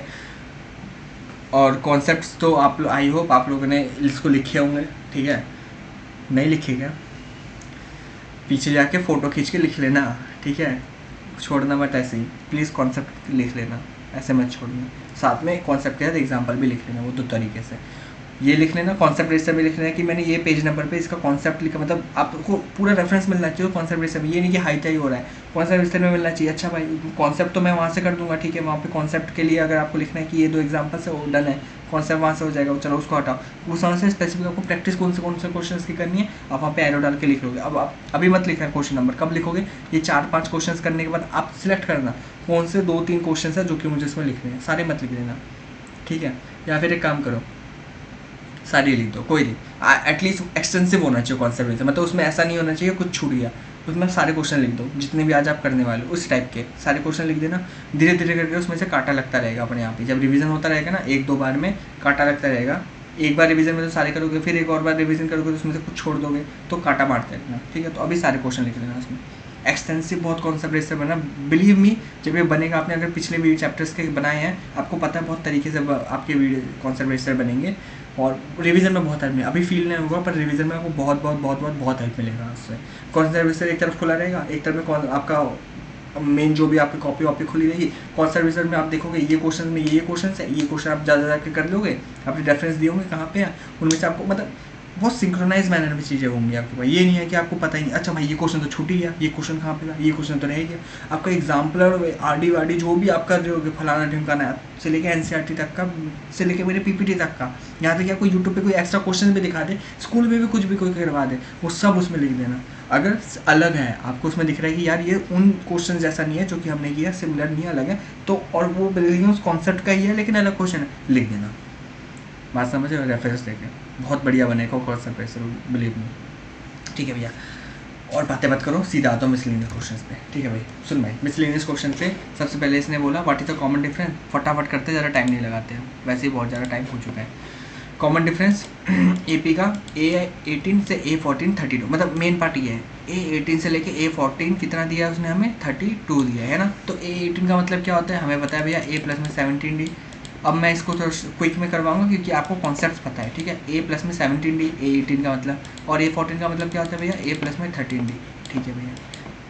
यहाँ पे भैया A को मैंने दोनों में स्मॉल ही क्यों रखा है, क्योंकि A सेम होने वाले हैं, क्योंकि ये एक ही AP की बात करें, दो AP नहीं बोली, सेम AP में ही A 18वें नंबर की बात कर रहा है और ये 14वें नंबर की बात कर रहा है, तो ऑब्वियस बात है A तो सेम होगा। मतलब मान लो मैं सीरीज अगर लिखूँ 2 4 6 8 10 ऐसे सीरीज़ लिखूँ तो मैं एक 4 को पकड़ रहा हूँ दूसरा नंबर, और उसी सीरीज़ में मैंने एक से मान लो 5वें नंबर को पकड़े 10वां नंबर, तो इनका ए पी तो सेम है 2, इनका डी भी सेम होगा, लेकिन बस नंबर का पोजीशनिंग अलग अलग है, एक है चौथा और एक है 10वां, मतलब एक सेकंड नंबर पे एक 10वें नंबर पे 5वें नंबर पे।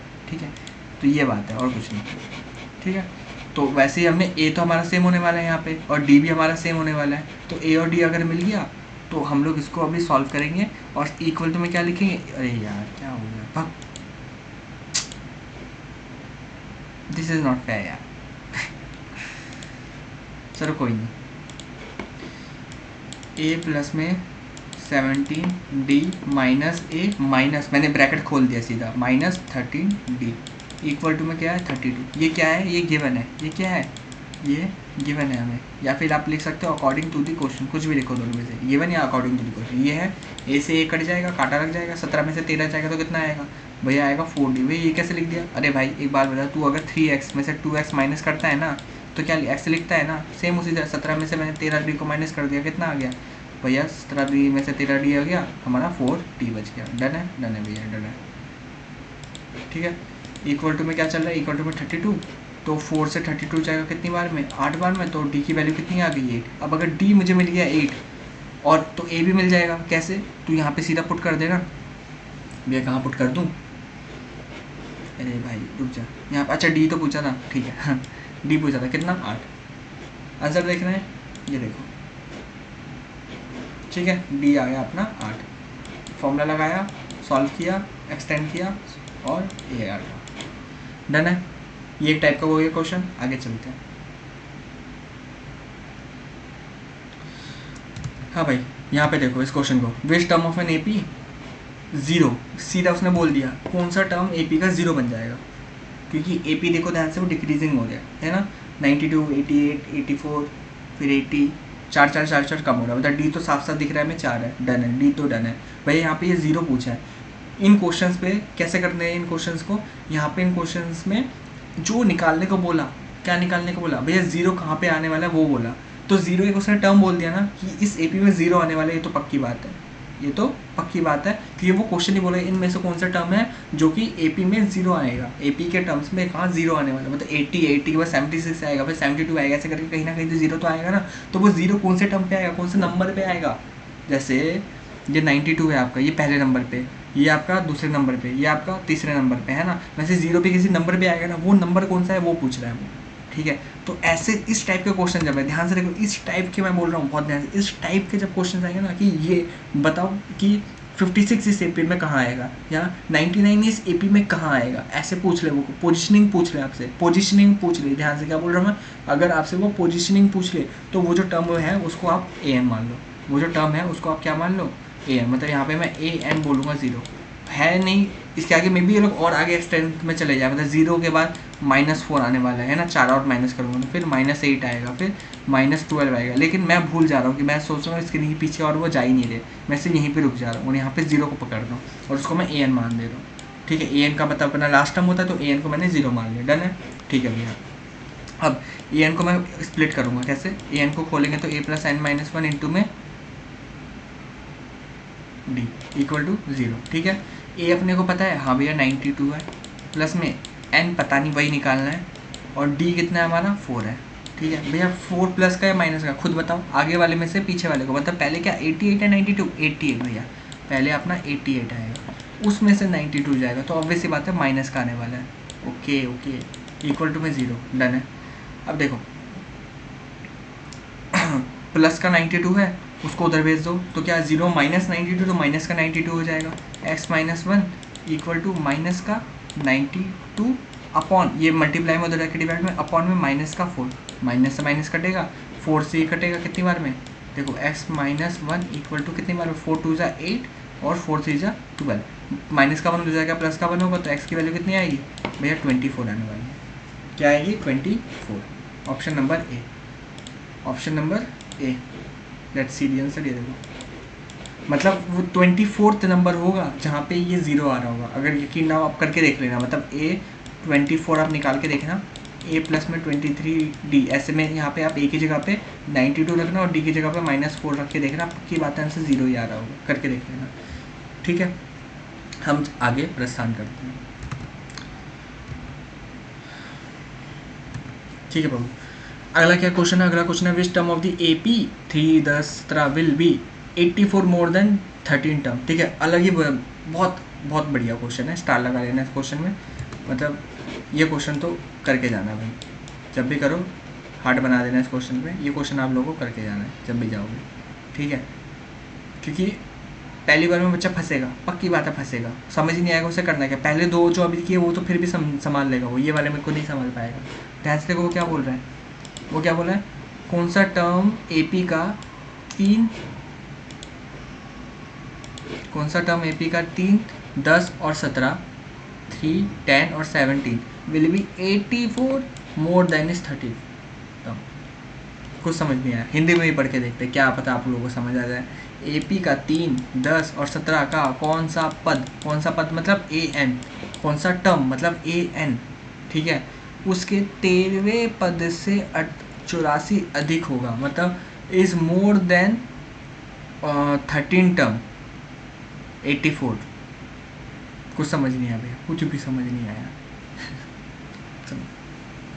AN ये तो समझ आ गया, वो AN की बात कर रहा है ना, टर्म पूछ रहा है हमसे कोई, ठीक है, वो पूछ रहा है, लेकिन वो कंडीशन दे रहा है कि वो जो टर्म है ना आपका, दैट विल बी A13। देखो which term of the AP 3 10 AP दे दिया, विल बी 84, 84 ज़्यादा होगा 22 13 टर्म, मतलब जो भी वो टर्म है ना, ये जो भी टर्म है, ये जो भी टर्म है, ये इसका 13वें नंबर में, मतलब 13 नंबर में पोजीशनिंग में जो भी नंबर होगा उसमें 84 को अगर ऐड कर दोगे ना तो जाके ये नंबर आ रहा होगा। मतलब सपोज करो मैं अगर बोलूँ इसी में ही, अगर मैं मुझे बोलना हो कि वो टर्म निकालो जिस AP में, ये AP मैंने दे दिया, वो टर्म निकालो, वो यहाँ पे वो नंबर निकालो जो कि इसके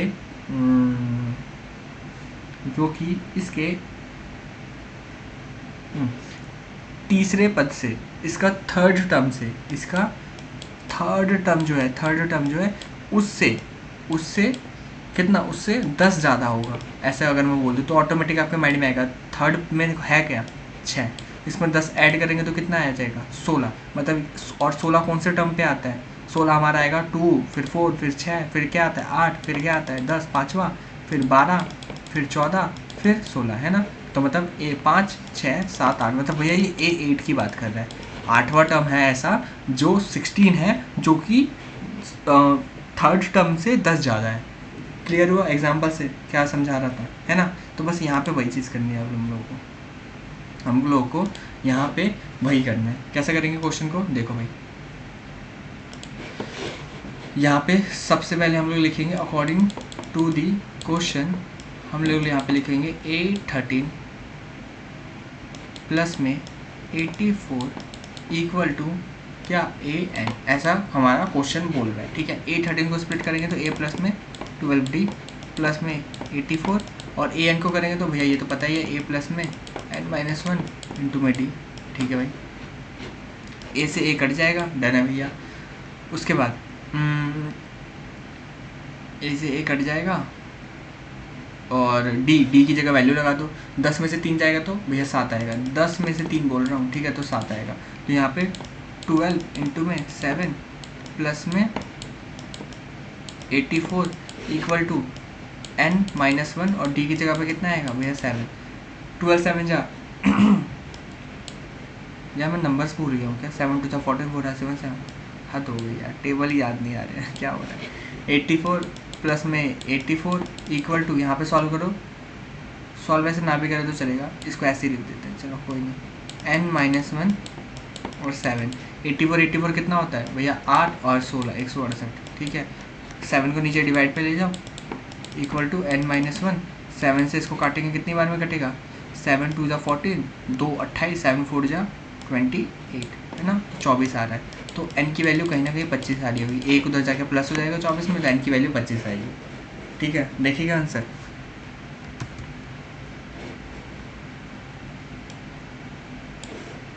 N की वैल्यू 25 आएगी, ठीक है। देखते हैं, लेट्स सी द आंसर भैया।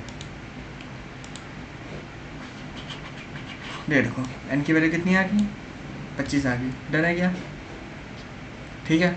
सेम वही है, देख लो सेम वही किया है, A की जगह 3 पकड़ा, D पकड़ा और 7 आया D, ए एन इन्होंने अलग अलग करके लिखा है, इन्होंने ए एन को लिखा, फिर A13 को अलग से करके, मतलब A13 को इन्होंने सॉल्व कर दिया। पहले हमने क्या सीधा हमने कर दिया था, A13 में 84 को ऐड कर दिया था। इन्होंने पहले A13 को सॉल्व किया, कितना आ रहा है 87 इन लोगों का।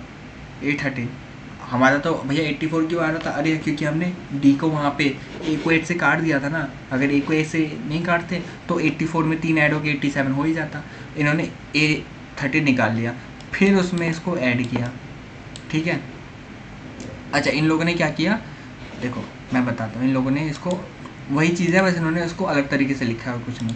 ये देखो मैंने क्या बोला था, A13 equal to A13 A plus में A13 प्लस में 84 इक्वल टू AN, ये बोला था मैंने, है ना। अब इसमें अगर मैं A13 को उधर ले जाऊँ तो क्या लिखूँगा, AN माइनस A13, हाँ भैया ऐसे लिखूँगा। चीज़ वही है, यहीं से ये चीज़ प्रकट हुई है, AN माइनस A13 से 84 यही प्रकट हुआ है। तो बस वही चीज़ इन्होंने लिखी है यहाँ पे, AN minus A13 equal to 84, जो कि यहाँ से आ रही है। तो आप अगर ऐसे भी करोगे जो मैंने करवाया अभी, कोई दिक्कत परेशानी नहीं है। अगर आपको मेरा वाला ज़्यादा सूट कर रहा है, ये वाला नहीं कर रहा, कोई दिक्कत नहीं है। आप पीछे थोड़ा सा रिवाइंड जाके मैंने जो पूरा सॉल्यूशन कराया उसका स्क्रीनशॉट ले लो या उसको लिख लो, जैसे भी करना है कर लो, पर उसको कर लेना अगर आपको वो ज़्यादा सूट कर रहा है तो। ठीक है, मैंने दोनों आपको दिखा दिया, ठीक है डन। आगे बढ़ो, चलिए भैया 3 चीज़ें कर चुके हैं, एक बार फिर से रिवाइज कर दो क्या 3 चीज़ें हमने किया अभी तक। 3 अलग अलग टाइप के क्वेश्चन किए हम लोगों ने। पहले में ये वाला टाइप का जिसमें इसको स्प्लिट किया, इसको स्प्लिट किया, माइनस किया और आंसर निकाल लिया जो भी उसने पूछा था। दूसरे में हम लोगों ने क्या किया, दूसरे में हमने एक ऐसा नंबर हमें निकालना था जिसका पोजीशनिंग वो पूछ रहा था, ये कौन से नंबर पे वो आता है, नंबर n पूछ रहा था वो हमसे, ठीक है। तो हमने an मान के क्वेश्चन किया।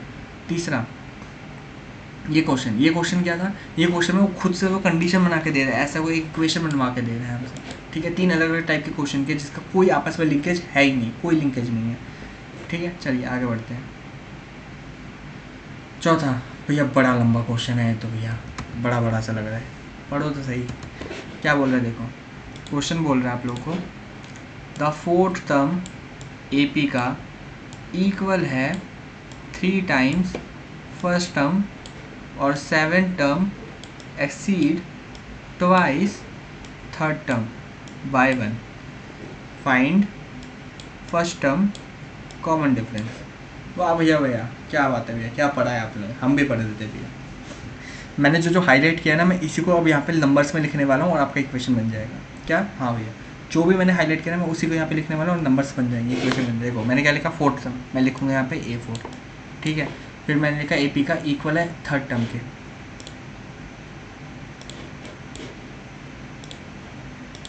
देखो मैंने यहाँ पे लिखा 4th टर्म, ठीक है, ऑफ एन AP का 4th टर्म जो कि इक्वल है किसके इक्वल है, 3 times first term,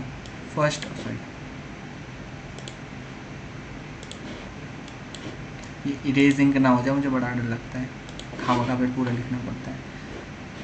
3 times first term मतलब A, ठीक है। मैं सिर्फ वही जो लिखा है ना उसी को मैं यहाँ पे एक मैथमेटिकल फॉर्म में लिख रहा हूँ जो हमने यहाँ पे पढ़े हैं। 3 टाइम में 3 लिख दिया, फर्स्ट टर्म का मतलब A बोल रहा है, ठीक है, ये हो गया। और एक दूसरा आगे बोल रहा है एंड बोल दिया, तो आगे अगला बोल रहा है वो 7 टर्म, मतलब A7 की बात करें, 7 टर्म एक्सीड ट्वाइस, एक्सीड करता है मतलब ये ज़्यादा है, किससे ज़्यादा है, ट्वाइस, किससे ज़्यादा है, twice of the third term by 1। मतलब अगर आपको इसको ना तरीके वही लिखना हो जो इसने बोला है तो वो कुछ ऐसा बोल रहा है, वो यहाँ पे ये बोल रहा है कि ये एक्सीड है मतलब ज़्यादा है। एक्सीड का मतलब माइनस कर दो, क्या माइनस कर दो, अगर मैं आपको बोलूँ यहाँ पे 5 जो है वो 3 से एक्सीड करता है बाय 2, करेक्ट बोला एकदम, हाँ भैया 5 3 से एक्सीड करता है बाय 2, बस यहाँ पे बोल रहा है A7 किससे एक्सीड करता है, थर्ड टर्म से एक्सीड करता है बाय 1।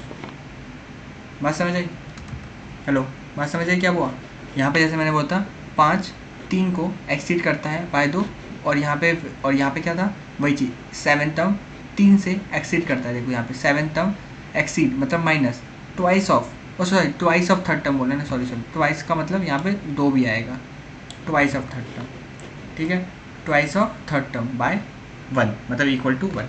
क्लियर है, 2 इक्वेशन बन गए, दोनों से हमारे आंसर आ जाएंगे, हमारे जो भी इसने मांगा है, कुछ भी मांगो, A और D पता है ना मांगे, ठीक है। सुनो भाई, इसको बड़ा स्प्लिट करो। A4 को क्या लिख सकते हैं हम लोग भैया, A प्लस में 3D लिख सकते हैं, तो लिखो A प्लस में 3D इक्वल टू 3A, है ना, ये A है भाई, A है। A को उधर लेके जाओ, यहाँ पे 3D इक्वल टू 3 एक में से A जाएगा तो 2A बचेगा, ठीक है। इसके आगे सॉल्व होगा नहीं, इसको यहीं छोड़ दो, आगे बढ़ो यहाँ पे।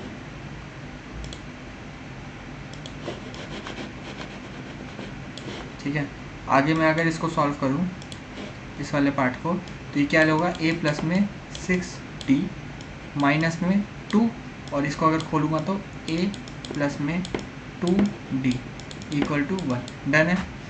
हाँ भैया बिल्कुल डन है। आगे बताओ। अब देख भाई, इसको अगर मैं और स्प्लिट करूँ, A प्लस में 6D माइनस ब्रैकेट ओपन करो, 2 से मल्टीप्लाई करो, 2A माइनस प्लस माइनस 2 2 जा 4, 4D इक्वल टू 1। डन है? हाँ भैया डन है। अच्छा, 6D में से 4D जाएगा तो 2D, A में से 2A जाएगा तो माइनस में A आएगा भैया, ऑब्वियसली बात है ना, माइनस में आएगा। हाँ भैया, प्लस माइनस माइनस तो 2 बड़ा है, 2 के सामने माइनस तो माइनस में आएगा इक्वल टू 1। ठीक है, अब सुनो, यहाँ से मैं किसी एक की वैल्यू निकाल रहा हूँ, किसी एक की मैं यहाँ से वैल्यू निकाल रहा हूँ। किसकी भैया? मान लो मैं A की निकाल रहा हूँ, A की मैं निकाल रहा हूँ कैसे, 3D, 2 को मैं नीचे भेज रहा हूँ इसके, मतलब divide by 2 equal to A। ठीक है, मैंने ऐसा बना दिया। इस A की वैल्यू को मैं यहाँ पे पुट कर रहा हूँ, इस A की वैल्यू को मैं यहाँ पे पुट कर रहा हूँ। कैसे पुट कर रहा हूँ, 2 लिख रहा हूँ और 3D अपॉन 2 है ना, 3D अपॉन में 2। ठीक है, ओ सॉरी ये A की जगह पे था ना, sorry sorry sorry sorry sorry. जब भी दो चीज़ें वेरिएबल्स आ जाए तो हमेशा कोशिश करना है एक वेरिएबल ख़त्म करने की। तो यहाँ पे 2D माइनस में 3D अपॉन में 2 इक्वल टू 1। ठीक है, अच्छा भैया अब ये सॉल्व कैसे होगा, कुछ नहीं ना, इसके नीचे कुछ नहीं हो गया है, इसके नीचे कुछ नहीं है, तो भैया हमारा 1 है। इसके बाद क्या करेंगे, इसके बाद भैया एलसीएम करेंगे। एलसीएम कितना आएगा, एलसीएम आएगा भैया हमारा, अपने आप को भैया ऊपर भेजो आप। ठीक है भाई, ले खुश रहे। हाँ, इसमें अगर हम देखेंगे इसके बाद इसको अगर सॉल्व करेंगे, एलसीएम आएगा हमारा 2। ठीक है, 1 2 जा 2 और 2 2 जा 4। एलसीएम ऐसे ही होता है ना, नीचे से डिवाइड करते हैं, 1 को 2 से डिवाइड करेंगे तो 2 आएगा, और 2 को फिर ऊपर वाले से मल्टीप्लाई, 2 2 जा 4 माइनस 2 1 जा 2 और 1 3 जा 3, तो 3D इक्वल टू 1। डन है? 2 1 जा भैया 2 आता है, 4 में से 3 गया तो D आता है। तो D की वैल्यू कितनी आ गई भैया, D की वैल्यू आ गई 2। D की वैल्यू कितनी आ गई, D की वैल्यू आ गई भैया 2। अगर D तुम्हारे पास 2 है, क्या A नहीं निकल जाएगा भैया? कैसे निकलेगा, इस D को तो सीधा लेके जा और इधर पुट कर दे। ठीक है भैया, 3 के साथ D, 3 2 जा 6, 6 बाय 2, 2 से 3 कटेगा तो 6 कटेगा, कितना आएगा भैया 3 आएगा। 3 इज इक्वल टू A, तो A की वैल्यू आ गई कितनी 3। A की वैल्यू कितनी आ गई 3, 2 और 3। Let's see the answer. अच्छा, स्क्रीनशॉट लेना, कुछ भी लेना फटाफट ले लो, क्वेश्चन के साथ लेना है, मुझे अपना थोड़ा हटाने दो, रुक जाओ 1 मिनट। ले लिया? ओके, अरे आ जा, ठीक है। So let's set go, answer देखते हैं। अपना एक कूड़े को हटाते हैं यहाँ से, कूड़ा तो नहीं है वैसे, बहुत अच्छा है। देखो भाई, यहाँ पे इक्वेशन बनाई इन्होंने, जैसे हमने बोली थी, D की वैल्यू निकाल दी इन्होंने, फिर अगला वाला पकड़ा, अगले वाले को पूरा सॉल्व किया और A निकाल दिया यहाँ से इन्होंने। A निकाल दिया 3 और D निकाल दिया 2, इसको D निकाल दिया 2। ठीक है, ये दो हमारे भी निकले थे। ये एक और टाइप की क्वेश्चन हो गया जो कि मैं बोलूँगा, प्लीज़ प्लीज़ प्लीज़ इसको करना ही करना, ठीक है, वरना दिक्कत पड़ेगी। लंबा क्वेश्चन है, अच्छा क्वेश्चन है, थोड़ा समझने में भी टाइम लगेगा। आगे बढ़े, चलो आगे भाई, आगे बढ़ते हैं। Let's set go. भैया अगला क्या है, अगला है आपका, आजा ये लो भैया। यहाँ क्या बोला है,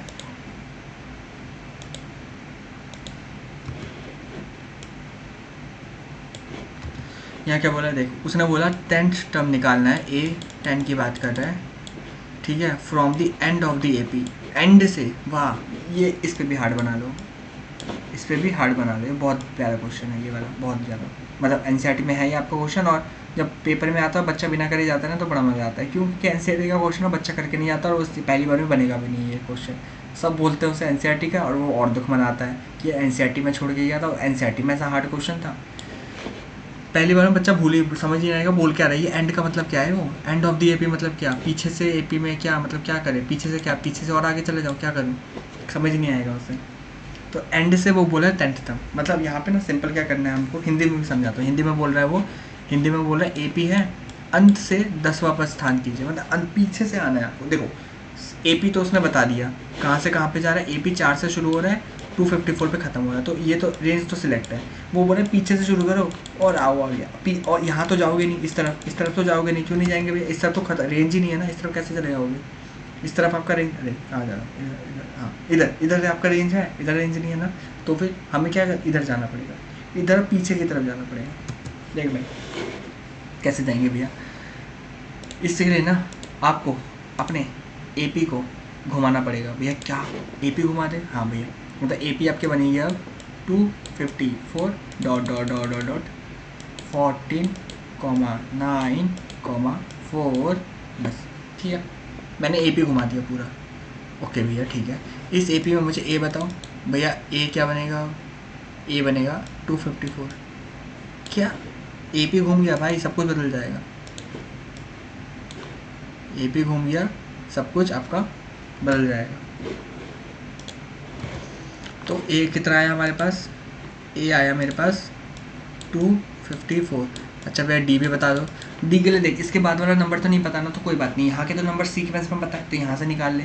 कैसे बोला मैंने, आगे वाले में से पीछे वाले को माइनस, आगे वाला कौन सा भैया, पीछे वाला कौन सा, ये पीछू वाला, ऐसे जाते हो ना तुम, ऐसे जाते हो ना, ऐसे जाते हो, तो ये वाला पीछे पड़ गया, ये आगे है, ये पता पहले है ना, ये पहले स्थान पे, स्टार्टिंग में, ये बाद में, मतलब आगे वाले में से पीछे वाले को माइनस करेंगे, मतलब 4 में से 9 को माइनस करेंगे, तो कितना आएगा भैया, -5 आएगा, कितना आएगा, -5 आएगा।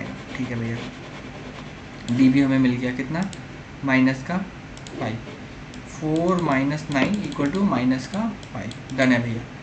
और मैंने आप लोगों को बोला है क्या, ए मिल गया, डी मिल गया, सब मिल गया, फॉर्मूला लगाओ, an = a प्लस में n-1 इंटू में d, ठीक है, यही होता है। हाँ भैया, an अपने को पता है, an अपने को पता है, बोलो हाँ भैया पता है, ये रहा ना 4 इक्वल टू, यहाँ पे लिखना लिख भी देना, an = 4, ये पता है, हाँ भैया 254 प्लस में n-1 और d कितना है भैया 5, d है 5, ठीक है। अब सॉल्व करो, 254 है, 254 उधर लेके जाओ, माइनस करो, 254 से 4 जाएगा तो 250, वो भी नेगेटिव हो जाएगा क्योंकि बड़ा है, उधर जाके माइनस हो रहा है, तो माइनस का 250 इक्वल टू n-1 डिवाइड में 5 को भी ले जाओ, मल्टीप्लाई में तो 5 चला जाएगा, तो यहाँ पे अगर सॉल्व करेंगे n-1 इक्वल टू कितना आएगा, 5 से कटेगा 250, कितनी बार में 5 से 25 और 50, तो n की वैल्यू कितनी आ रही है हमारी 51, n की वैल्यू कितनी आ रही है 51। डन है क्या, समझ आया, पीछे से घुमा के किया, n निकाल दिया। क्वेश्चन ने क्या पूछा था, 10th टर्म पूछा है, 10th टर्म के लिए क्या करेंगे, a 10 निकालेंगे, कैसे, a + 9d करके, a पता है, d पता है, निकल जाएगा। हाँ वैसे भैया एक बात बताओ, पूछो भैया आपने n क्यों निकाला, सिर्फ मुझे भी नहीं पता सर, एक्चुअली मुझे लगा n निकालना है, मैं पढ़ाएंगे, पर हाँ अच्छा है ना, अगर क्वेश्चन आपसे पूछ ले नंबर ऑफ टर्म्स बता दो, आप वो भी बता दोगे, फिर मैं बोलता हूँ वैसे भी बता देते, लेकिन अगर क्वेश्चन ही बोलता है कि मुझे पीछे से घूम पाता है बात पूछना है, तो फिर भाई क्वेश्चन ही माई बाप है, क्वेश्चन जो बोले वही करना है, ठीक है। पीछे बोले तो पीछे करके करेंगे, ठीक है। तो एन आगे फिर जब पीछे बोले अगर एन निकालना तो ऐसे निकाल दिया, मैं आपको बस दिखा रहा था कि हाँ आप आगे से भी करोगे ना एन इतना ही आने वाला है, पीछे से मतलब कोई गलती नहीं की है हमने। और ये वाला समझ आ ना क्या बोल रहा हूँ, ये सब फालतू का चीज़ तय नहीं करना था, यहाँ पे एन की जगह पे वो सीधा होता है a10 निकालना है और कुछ नहीं। a10 का मतलब आप यहाँ पे a10 निकालते तो यहाँ पे a प्लस में 90 लेते और a पता था d पता था, अपने आप सॉल्व हो जाता है। आंसर दिखा देता हूँ तुम लोग को यार, वरना तुम लोग ऐसे ही हैंग ओवर में रहोगे। ये देखो घुमाया, a लिखा, d लिखा, -5, तुम लोग को दिख रहा है क्या, वो बोलो रे, अब दिख रहा है, हाँ भैया दिख रहा है, ये देखो 254, d निकाल -5, a निकाल दिया 10 टर्म में 209, डन है, हाँ भैया डन है, समझ गया। आगे बढ़ो भैया आगे बढ़ो, चलो भाई आगे बढ़ते हैं। नेक्स्ट क्वेश्चन, कॉमन डिफरेंस निकालना है, इस वाले पे हार्ड बना लेना, अच्छा क्वेश्चन था ये, ठीक है। कॉमन डिफरेंस AP में उस first term 1/2, 8th term 17/6, 4th term पूछ रहा है, तो इसमें ज़्यादा कुछ है नहीं, मतलब आपसे पहली से दो चीज़ पूछ रहा है, एक तो डी भी पूछ रहा है, ठीक है, और एक A4 पूछ रहा है ना, ये दो चीज़ें पूछ रहा है, डी और A4। आपसे आपको फर्स्ट टर्म उसने दे दिया 1/2 और आपको A8 दे दिया। आपको और क्या दे दिया उसने, आपको उसने A8 दे दिया। A8 कितना है वो 17/6। तो कुछ नहीं ना, आप लोग क्या करना, डी नहीं पता ना, डी आपको क्वेश्चन मार्क में, कोई बात नहीं, डी और ये नहीं पता कोई दिक्कत नहीं। A8 को स्प्लिट करो, क्या कैसे करेंगे भैया, A प्लस में 7D इक्वल टू में 17/6 ऐसे, ठीक है। A पता है 1/2 है, ठीक है, तो A की जगह पे क्या लगाएंगे, A की जगह पे लगाएंगे हम लोग 1/2 प्लस में 7D इक्वल टू 17/6, ठीक है। अब इसको सॉल्व कर दो, इसको आप लोग सॉल्व कर दो, कैसे करेंगे, 1/2 को उधर माइनस में ले जाओ, ठीक है, और 7 को डिवाइड में ले जाओ। दिखाना है क्या, ये देखो यहाँ पे दिखा रहा हूँ मैं, ये देखो, हो ये मैं यहाँ पे कर रहा हूँ, ठीक है। ये देखो मैं 7D को मैंने यहीं पे छोड़ दिया, 17/6 माइनस में 1/2, ठीक है। सॉल्व करेंगे तो कितना आएगा, नीचे आएगा एलसीएम में 6, ऊपर आएगा हमारा 17, 2 3 जा 6 और 3 1 जा 3, 17 में से 3 गया तो कितना था 14, 14/6, ठीक है, जिसको आप और भी साथ सिंप्लीफाई कर सकते हो। आंसर देखना है, ये देखो 14/6 क्या आया था, डी आया था ना,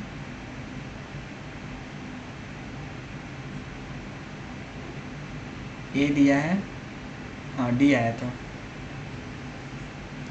यहाँ पे डी पूछा है इसने 1/6, 14/6 तो अच्छा, वहाँ पे और भी तो कोई एक चीज़ थी ना, 7D, हाँ अपना 7D भी तो था वहाँ, मैं भी क्या दिमाग खराब कर, देखो 7D इक्वल टू 14/6 ये था ना, हाँ भैया, तो 7 से 14 भी तो कटेगा 2 बार में, ओके भैया, और 2 से 6 कटेगा 3 बार में, ठीक है भैया। तो डी की वैल्यू क्या 1/3 आ रही है ना, हाँ भैया ठीक है, डी की वैल्यू 1/3 आ रही है, ये ठीक है।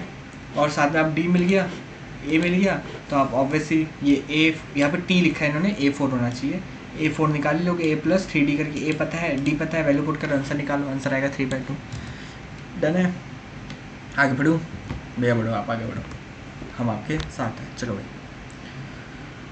Formula 2, okay, so this is it for this type of questions. एक बार एनसीईआरटी में चलते हैं, देखते हैं एनसीईआरटी में हमने कितने ज़्यादा कवर किए हैं, कितना नहीं किया है, कितने वैरायटी ऑफ क्वेश्चन हमने किए हैं, लेट्स सी, देखो भाई देखते चलिए। एनसीईआरटी और मेरे नीचे वर्क प्रॉब्लम एक्स्ट्रा, एक बार एक्स्ट्रा क्वेश्चन देखोगे मैं अपने, एक बार एक्स्ट्रा क्वेश्चन देखते हैं, एक्स्ट्रा क्वेश्चन ये है, ठीक है। यहाँ पे कुछ है वैसा जो हमने देखा, विच टर्म ऑफ एपी निकालना है, सिंपल क्वेश्चन। मैं काम करता हूँ इनमें ना, मैं ज़रा लिखता चलता हूँ कौन से क्वेश्चन क्या है, आपको उससे की थोड़ी हेल्प मिलेगी करने में, ठीक है। मैं पहले से इसलिए बता रहा हूँ जिससे कि आप ये ना, वैसे मैंने एक्स्ट्रा क्वेश्चन इसलिए रखे थे, किसी बच्चों को अगर सारे के सारा फुल फ्लेश चैप्टर को रिवाइज करना हो तो यहाँ पे हर टाइप का एक क्वेश्चन दे के रखा है, तो अगर किसी को क्विक मैनर में सारा का सारा रिवाइज करना हो, एक कॉन्सेप्ट तो नहीं बोलूँगा पर हाँ कि उसे हर टाइप के नंबर ऑफ क्वेश्चंस करने पूरे चैप्टर के, तो वो यहाँ से कर सकता है। जब भी उसे जैसे फिर उसको लग रहा है कि एक बार जल्दी से एक बार रिवाइज करते पूरे चैप्टर को, लेकिन उसे कॉन्सेप्ट नहीं पढ़ना, उसे क्वेश्चंस करने हैं, ये 9 क्वेश्चंस करेगा, उसका पूरा चैप्टर खत्म है, खत्म इन द सेंस कॉन्सेप्चुअली खत्म हो जाएगा। हर टाइप के कॉन्सेप्ट का एक एक क्वेश्चन यहाँ पे है, ठीक है। तो यहाँ पे देखता हूँ, चलो क्वेश्चन तो नहीं दिख रहा मुझे, क्योंकि हम कर सकते हैं। ये वाला सिंपल क्वेश्चन है, आप लोग करके आ चुके हो, ये कर लेना। ये वाला मैंने होमवर्क में दे दिया है आपको। तीसरा question, which term of an AP is 420, ये देखो आगे ना ये वाला क्वेश्चन, वहाँ पे 0 था, जहाँ पे मैंने बोला था 0 था यहाँ पे, और 0 बोला था कौन सा टर्म होगा, यहाँ पे ये 420 आ गया। तो ये आप लोग आज कर सकते हो होमवर्क में, अगर चाहो तो होमवर्क में कर सकते हो, या तो लास्ट में करना, लास्ट में जैसे मर्जी। यहाँ पे ये देखो, which term of an AP will be 132 more then, ये भी अभी हमने ऐसे क्वेश्चन किए थे, है ना, ये भी होमवर्क में डाल दो, ठीक है भैया। उसके बाद the common difference of an AP, ये भी अभी हमने किया था ऐसा क्वेश्चन, सेम है ना, याद है ना, A17 माइनस A18, याद आया। अरे ये देखो ना यार, तुम भी कैसे कमाल करते हो, आ जाओ भाई मेरे।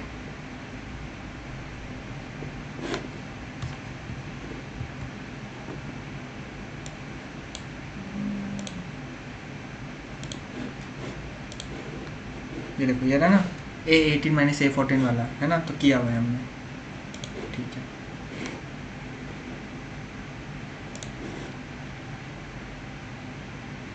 ना यार क्या तुम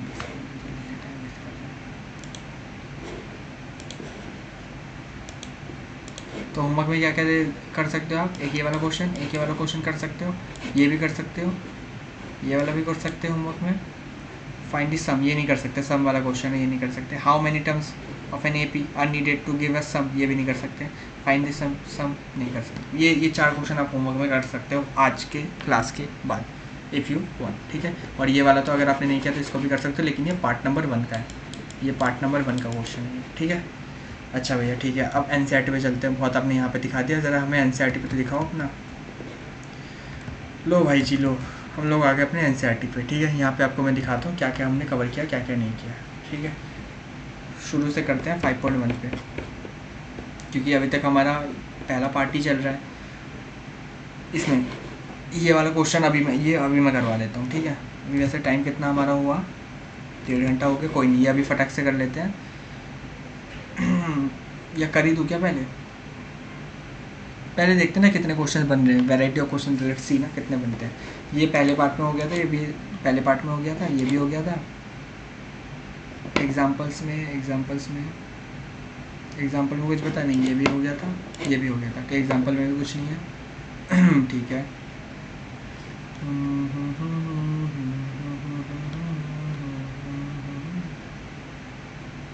ये भी मैंने होमवर्क लिया था आपको। विच टर्म ऑफ एन एपी, ये देखो आ गया, विच term of an AP is -81, also is any term zero, क्या जीरो भी है, मतलब बीच में। जैसे अभी मैंने एक क्वेश्चन था, हमने जीरो निकाला था, तो पहले ये 2 पूछ रहा है, एक ही में 2 पूछ रहा है। एक बार जीरो रख के बता दो, मतलब जीरो का कहाँ आएगा वो बता दो, और कहाँ पे 80 बनाएगा। लेकिन जीरो में कंफर्म नहीं है, जीरो आएगा कि नहीं कंफर्म नहीं, लेकिन 81 में वो कंफर्म है। बात समझ रहे हो? यहाँ पे वो कैसे बोल रहा है, देखो ये वाला पार्ट, तो पहला पार्ट तो आप खुद ही कर सकते हो। अभी मैंने ये जो जीरो वाला क्वेश्चन करवाया था वो वैसा ही है, जीरो वाले क्वेश्चन जैसा, ठीक है। जहाँ पे हमने जीरो को ए एन माना था और सॉल्व किया, यहाँ पे 81 को ए एन मान के सॉल्व किया। देखो 81 को ए एन मान के सॉल्व किया क्वेश्चन को, और एन निकाल दिया। लेकिन जब बात आती है जीरो की, जब ए एन को हम जीरो मानते हैं, तब 8 आ गया तो हाँ हम 8 टाइम पे जीरो बोलेंगे। लेकिन यहाँ पे कैच हो सकता है भैया, यहाँ पे एक चीज़ हो सकती है, क्या, सपोज करो एन, आप यहाँ पे आप ऐसे सॉल्व करते हो और एन आता आपका, मान लो 8/3, तो आप बोलते हैं, आप क्या बोलते हैं, आप बोलते हैं no, zero is not a term of this AP. भैया कैसे पता लगाया, एक बात बताए, एन क्या होता है, ये N8 का मतलब क्या है भैया, N8 का मतलब है कि 8 पोजीशन पे, मतलब A8 पे आंसर 0 आ रहा होगा। मतलब ये जो एपी आपकी बनी है, यहाँ पे 21 है, यहाँ पे 18 है, यहाँ पे 15 है ना। ऐसे करते करते हम लोग अगर चाहती है पहला नंबर, दूसरा नंबर, तीसरा नंबर, ऐसे आप 8वें नंबर पे जाओगे तो वो 0 आने वाला है। यही बात, यही वो समझा रहा है, वो यही ये जो आपका है, ये क्या समझा रहा है, ये आपको ये समझा रहा है ना कि 8वें नंबर पे आंसर 0 आने वाला है ना। ठीक है भैया, लेकिन मान लो 8/3 होता, तो 8/3 जब डिवाइड करते, या मान लो आपका यहाँ पे कुछ ऐसा नंबर होता कि पॉइंट में आ रहा है, मान लो आ रहा है 2.5, तो क्या ऐसा पॉसिबल है, कोई नंबर ऐसा है 2.5 पे आ रहा हो, या फिर 3.333, ऐसे नंबर पे कोई पोजिशनिंग हो, या तो पहला नंबर होगा, या तो दूसरा नंबर होगा, तो तीसरा होगा, तो चौथा होगा, तो 5वां होगा, 6वां होगा, 7वां होगा, 8वां होगा, 9वां होगा, 1000वां होगा, पूरे नंबर होंगे ना, फुल नंबर। ये पॉइंट वाले ये सब तो कोई नंबर नहीं होंगे ना, पोजीशनिंग के लिए तो नंबर नहीं होंगे ना, कि 3.333 नंबर पे 50 आ रहा होगा, या 2.57 नंबर पोजीशनिंग पे, या ऐसा तो नहीं हो सकता। तो इसीलिए वहाँ पे जब मैं बोल दिया ना, इसलिए मैं आपको करवा रहा हूँ। अगर ऐसा कोई क्वेश्चन आ जाए, उसको अगर घुमाना हो आपको, वो आपको बोलेगा कि आप पता लगाओ क्या जीरो इसका टर्म है कि नहीं। तो अगर आपका एन डिविजिबल में आ जाए, फ्रैक्शन में आ जाए, डेसिमल में आ जाए, तो आप लोग बोलोगे नहीं ये इसका टर्म नहीं है। उसको अगर क्वेश्चन छोटा रखना हो तो वो क्या कर सकता है, वो आपसे ना ये हटा सकता है, वो आपको ये वाला पार्ट ना पूछ के वो सीधा ये पूछेगा क्या ये एपी में ये ज़ीरो टर्म है। तो आप सिंपल वही ए एन को, इसको ए एन मानते और सॉल्व करते और देखते कि क्या आंसर एक पूरा फुल फ्लैश एक नंबर आ रहा है, 8 10 15 20 ऐसा कोई नंबर आ रहा है एन की जगह पे आंसर, या फिर आपका डिवाइड डेसिमल में आ रहा है या फ्रैक्शन में आ रहा है। अगर फ्रैक्शन डेसिमल में आ रहा है तो no, it is not a term of an AP, और अगर ऐसे नंबर आ रहे हैं तो yes it is a term, और वो टर्म लिख देंगे बस। समझ आ गया? तो ये भी हम लोग कर सकते हैं होमवर्क में। आप लोग को ये वाला पार्ट, इसमें जो एक्स्ट्रा पार्ट था मैंने आपको बता दिया, और ये वाला पार्ट आप होमवर्क में कर सकते हैं। ठीक है, ठीक है भैया, तो ये भी आपका गया होमवर्क में, डन है भैया। Homework homework homework homework homework. और बताओ भैया, और बताओ। 5 देखते हैं। डिटरमाइन AP थर्ड टर्म दे दिया 5, सेवन्थ टर्म दे देना है, नहीं तो आई थिंक मैंने पिछले में होमवर्क दिया होगा, अगर नहीं दिया तो इसमें ले लो होमवर्क। ठीक है, ठीक है भैया, और बताओ।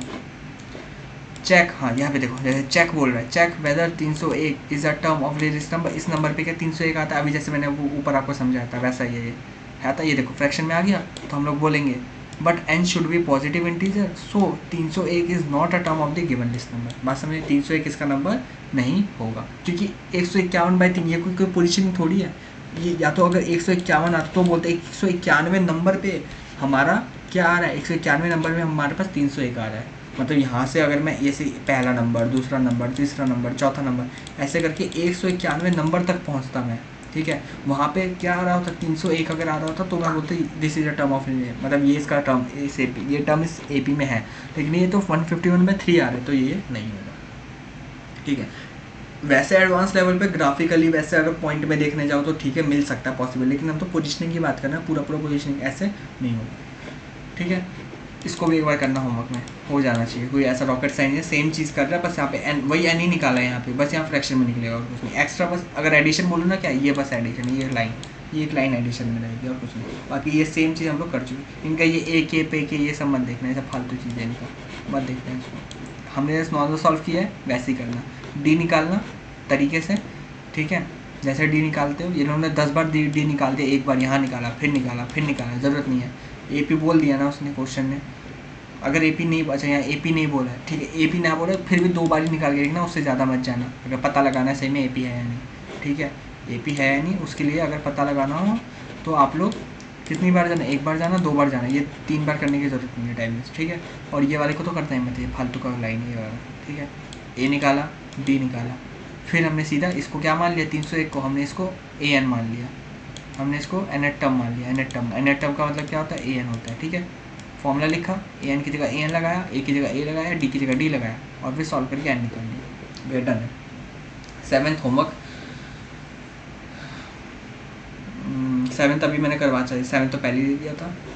11th find the 11th term from last, देखो आगे ना सब मिलेंगे वैसे questions. 11th term from the last, पीछे से पूछ रहा है फ्रॉम द लास्ट, पहले से तो हमने AP घुमा दिया, ये AP है, पहले घूमेगा, ये घुमा हुआ AP है क्या, towards the first term find the 11th term from last term towards the first term of the AP ये है। अच्छा देखो इन्होंने यहाँ पे मतलब ऐसे रखा है इन लोगों ने कि A को A ही रखा है, D को D ही रखा है, ये जो है ना इसको LAN ही होता है, ठीक है, L अपना AN ही होता है। तो इन्होंने पहले लेकिन फॉर्मूला बदल दिया, यहाँ पे हम AN लिखते हैं।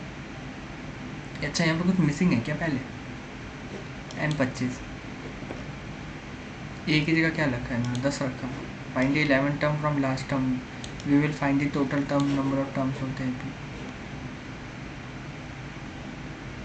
फाइंड 11th टर्म, अच्छा सॉरी, ठीक है। यहाँ पे हमने 11th टर्म निकालना है ना, तो N नहीं पता, तो ये क्यों किया ये वाला पार्ट, 25 क्या करो, so there are 25 terms in AP, the 11th term from the last is on 15। ये पागल लोग हैं क्या ये लोग। एक मिनट, मैं अगर क्वेश्चन को करूँ, मैं A को मानूंगा -62, ठीक है, -62। N को मैं क्या मानूंगा, N को मानूंगा मैं, ये मैंने घुमा दिया, मतलब मैंने लिखा -62 डॉट डॉट डॉट डॉट, फिर लिखा 4, फिर लिखा 7, फिर लिखा 10। अगर मैं तुमसे पूछूँ D तो क्या बोलोगे आप, 10 में से 7 माइनस ये बोलोगे, 10 - 7 कितना आएगा भैया, 3 आएगा, कितना आएगा, 3 आएगा। तो यहाँ पे हमारा D पूछा था ना मैंने, D, हाँ D आएगा मेरे पास 3, A निकल गया, D निकल गया, और AN चाहिए, AN अपने को पता है, AN कितना है, AN घुमा दिया, घुमाने के बाद AN कितना है 10, AN कितना है 10। हमें क्या पूछा, A11 पूछा, A11 तो क्या लिखेंगे, A प्लस में 10D ये लिखेंगे, हाँ भैया। A की जगह पे -62 प्लस में 10 और D की जगह पे क्या आएगा 3। सॉल्व करो कितना आता है, -62 प्लस में 30, इसको सॉल्व करने में कितना आएगा, -32। क्या यही आंसर है। ये देखो इन्होंने पता नहीं यहाँ पे क्या कहानी बनाई है, इन्होंने पहले यहाँ पे N निकाल दिया जिसकी ज़रूरत बिल्कुल नहीं थी, फिर वहाँ से कोई कोरिलेशन बना रहे हैं, फिर उसके बाद बता रहे हैं, बाद में ऑल्टरनेटिव दे रहे हैं। ये देखो ऑल्टरनेटिव में ऐसे भी कर सकते हो, अरे भाई सीधा वही करना जो छोटा है, ये छोटा वाला दिखाना, क्यों यहाँ पे बच्चों को और कन्फ्यूज़ कर रहे हैं। इनको लगता है ना ज़्यादा एक्सप्लेनेशन देने से बच्चों को क्लैरिटी मिलती है। नहीं भाई, तुम कन्फ्यूज़ कर रहे हो बच्चों को और ज़्यादा। एक ही चीज़ स्ट्रिक में रखो ना, इतना ज़्यादा एंड की ज़रूरत ही क्या है, सीधा AP घुमा के कर दो, सॉल्व हो गया। ठीक है भाई, CBSE है, चाहे कुछ भी कर सकती है। आपके टीचर्स ने भी ऐसे कराया होगा, टीचर्स लोग बोलेंगे नहीं नहीं नहीं हमने जैसे करा। टीचर लोग भी बहुत ज़्यादा वो होते हैं। टीचर लोग अगर चल रहे ना, वो आपको बताएंगे देख CBSE ये देख बुक में कैसे किया है, मैंने कैसे कराया, ऐसे ही होगा। चलो भाई आगे बढ़ते हैं। 9th क्वेश्चन है, ये कराने वाला क्वेश्चन है। ऊपर जो वर्ड प्रॉब्लम्स थे उसके 9th को भी मैं करवाऊँगा, ठीक है। और आगे चलते हैं। 10th क्वेश्चन फ्लावर बेड, ये भी वैसे वाले थोड़े लंबे वर्ड प्रॉब्लम्स वाले क्वेश्चन है। और उसके बाद ये तो मैंने पिछली क्लास में करवा दिया था, मतलब होमवर्क में दिया था, हो जाना चाहिए। ये सब होमवर्क में आप लोग कर सकते हो, ठीक है। चूज द करेक्ट बोला, वैसे पेपर में नहीं आएंगे पर फिर भी कॉन्सेप्ट प्रैक्टिस के लिए आप कर सकते हो। A30 निकाल के दिखा दो, A11 निकाल के दिखा दो, इसमें से MCQ में आ सकते हैं ये सब, ठीक है। ये तो बकवास है, मतलब हाँ कर सकते हो पर कोई सेंस नहीं है, मत करो, छोड़ो। AP इज 78, कौन सा टर्म AP का 78 होगा, तो AN मान लो 78 को, वही वैसी टर्म है AN 78, सॉल्व कर दो, N निकालने को बोल रहे हो, ठीक है। कौन सा टर्म, विच टर्म पूछा ना, टर्म का मतलब ये होता है N की बात कर रहे हैं, डन है, ठीक है भैया। नंबर ऑफ टर्म्स का मतलब N पूछ रहे हो, ठीक है। देखो नंबर ऑफ टर्म्स और विच टर्म में कंफ्यूज मत होना। विच टर्म का मतलब पोजीशनिंग होती है, जैसे हम AN, इसलिए हम यहाँ पे जैसे 78 को हमने AN माना। अगर यहाँ ये 78 नहीं लिखता ना, 78 नहीं लिखता तो मैं AN ही रखता, लेकिन फिर उसे N हमें देना पड़ता। डिफरेंस समझो इस क्वेश्चंस में। ये जो दो टाइप के क्वेश्चंस होते हैं, दो क्वेश्चंस में डिफरेंस को समझो। एक टर्म क्वेश्चन होता है ये वाला, जिसमें विच टर्म बोले और साथ में आपको टर्म दे भी दे कि ये कौन से नंबर पे आने वाला है, ये कौन से नंबर पे आएगा, वो ये पूछ रहा है, तो इसलिए हमें N निकालना पड़ेगा यहाँ पे। लेकिन कहीं कहीं पे होता है वो बोलता है कि ये AP है, इसमें बताओ कि और ये, और उसने आपको N भी दे दिया कि 20 है N, ठीक है, N दे दिया, और वो बोल रहा है कि लास्ट टर्म निकाल के दो, ठीक है, या ये कहाँ ख़त्म हो रहा है, एंड हो रहा है, वो निकाल के दो। तो वहाँ पे ऑटोमेटिक हम AN ही रखते हैं, AN में कुछ नहीं लगाते, AN एज इट इज़ रहता है। A प्लस में N-1 इंटू डी, यहाँ पे AN और D की जगह वैल्यूज पुट होती है, AN एज इट इज़ रहता है। लेकिन इस क्वेश्चन में AN में वैल्यू पुट होगी और N निकलेगा यहाँ से, ठीक है। कुछ समझ नहीं आया तो फिर से रिपीट करके देख लो। कोई नहीं, क्वेश्चन आप जो मैं बोल रहा हूँ अगर अभी समझ नहीं आ रहा है, आप ऑटोमेटिकली पूरा चैप्टर खत्म हो जाएगा ना, अपने आप ही कहीं आप फंस रहे होगे ना, आपको अपने आप याद आएगा। याद रखना मैंने एक चीज़ ऐसे AN और N को लेके बोली थी, और अगर आपको क्लियर होगा ना ये चीज़ तो आप फंसोगी नहीं, आपको पता, आपको फील भी नहीं होगा कि मैं आपको ये फंस रही, मतलब ये जो मैंने अभी बोला ना, ये चीज़ ऐसे नहीं होगी कि कुछ लोग फंसेंगे भी नहीं इसमें, उनको बाय डिफ़ॉल्ट उनको चीज़ सही वाली पता होगी, ऐसा होगा, ठीक है। फंस रहे होगे तो याद रखना कि मैंने कुछ बोला था, तब आके ये वीडियो देखना, समझ जाओगे, ठीक है।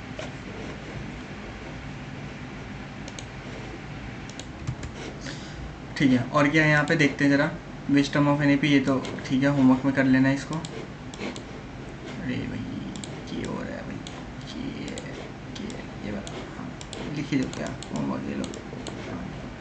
Find the number of terms, homework. इसको देखिए कंफ्यूज मत होना, फ्रैक्शन मिक्स फ्रैक्शन में कर लेना। 5 2 5, 15 2 30, 30 प्लस 1 है ये, 30 प्लस 1 31, तो यहाँ पे ये वाला हो जाएगा 31/2, ठीक है। तो फ्रैक्शन में कहीं कोई बात नहीं, आपको डिवाइड माइनस कर करके देना, 31/2 माइनस 18 करना, नीचे LCM करना, D आ जाएगा आप लोगों के पास, ठीक है। और N निकालना है तो AD, AN पता ही है, N निकल जाएगा। चेक वेदर, चेक करने को बोल रहा है कि ये इसका AP है कि नहीं, तो N देखना, अगर N फ्रैक्शन में आ रहा है, डेसिमल में आ रहा है तो नहीं होगा, वरना होगा, ठीक है। होमवर्क में कर लेना इसको भी, लिखते जाओ बस होमवर्क आज, हाँ भाई लिखते जाओ।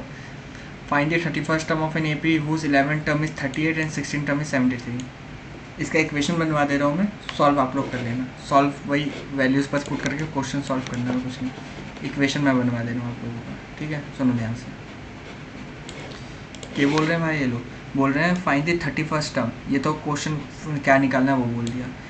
AP जिसका 11वां टर्म 38 है, A11 क्वेश्चन ने बोल दिया 38 है, और A16 क्वेश्चन ने बोल दिया 73 है। A11 को क्या लिख सकता हूँ मैं, A प्लस में 10D इक्वल टू 38, डन है भैया। आगे 16 को क्या बोल सकता हूँ, A प्लस में 15D है ना, A प्लस में 15d इक्वल टू 73। अब आप लोगों ने, अगर आप पीछे से पढ़कर आए हो, अगर भाई जंप मार मार कर आए तो मैं कुछ नहीं कर सकता, लेकिन आप पीछे से पढ़कर आए हो तो आपने चैप्टर नंबर 3 में एलिमिनेशन मेथड पढ़ा होगा। यहाँ पे वही लगाना है। ये है पहला इक्वेशन और ये है दूसरा इक्वेशन और आपको सॉल्व करना है। और मैं बिल्कुल नहीं करने वाला, क्यों? क्योंकि ये चैप्टर 3 में आप अच्छे से करके आ चुके हो। नहीं किया तो वो आपकी गलती है। मैं इसलिए बोलता हूँ भाई सीक्वेंस में पढ़ो। CBSE वाला पागल नहीं आपको ऐसे चैप्टर्स लगा के दिया है। वो चाहता तो कुछ भी चैप्टर बना देता आगे पीछे करके। कोई लॉजिकल मैनर भी रखा है ना उसने भी, क्यों? कोई चीज़ें वैसी ही आती हैं।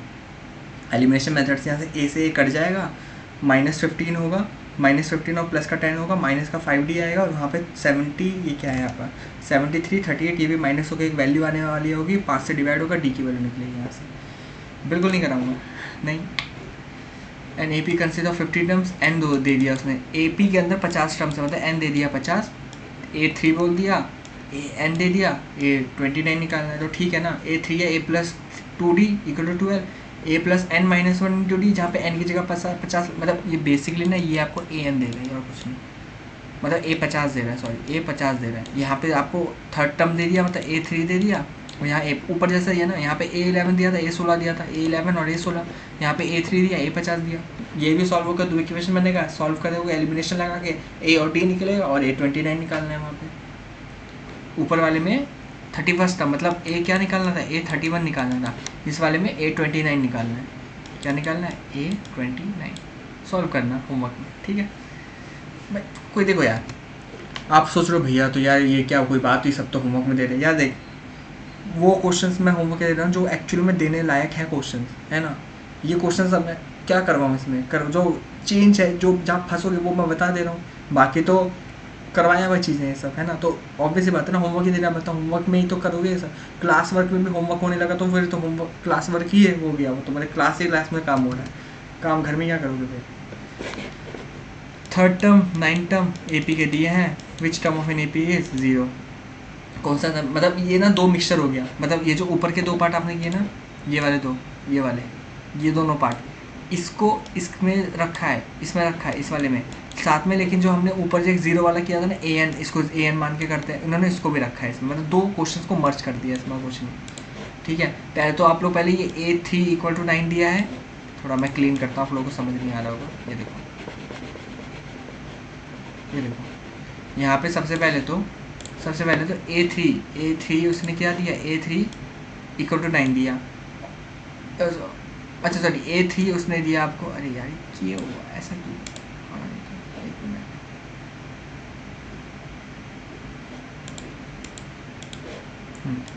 A3 उसने 4 दिया, A9 उसने 8 दिया। डन है? हाँ भैया डन है। तो इससे तो पहले आप एलिमिनेशन लगा के, जैसे यहाँ बोला था एलिमिनेशन लगा के A और D निकालोगे, दो चीज़, ठीक है। A D निकल गई, उसके बाद आप लोग जाओगे टर्म AP के अंदर और 0 निकालने के लिए। 0 निकालने के लिए इसको क्या मान लोगे, 0 को आप AN इक्वल टू 0 रखोगे, AN की जगह पर फॉर्मूले को लगाओगे, A और D लगाओगे, जो कि आप ये इन दोनों इक्वेशन से निकाल रहे होगे, A और D लगा के N निकल जाएगा।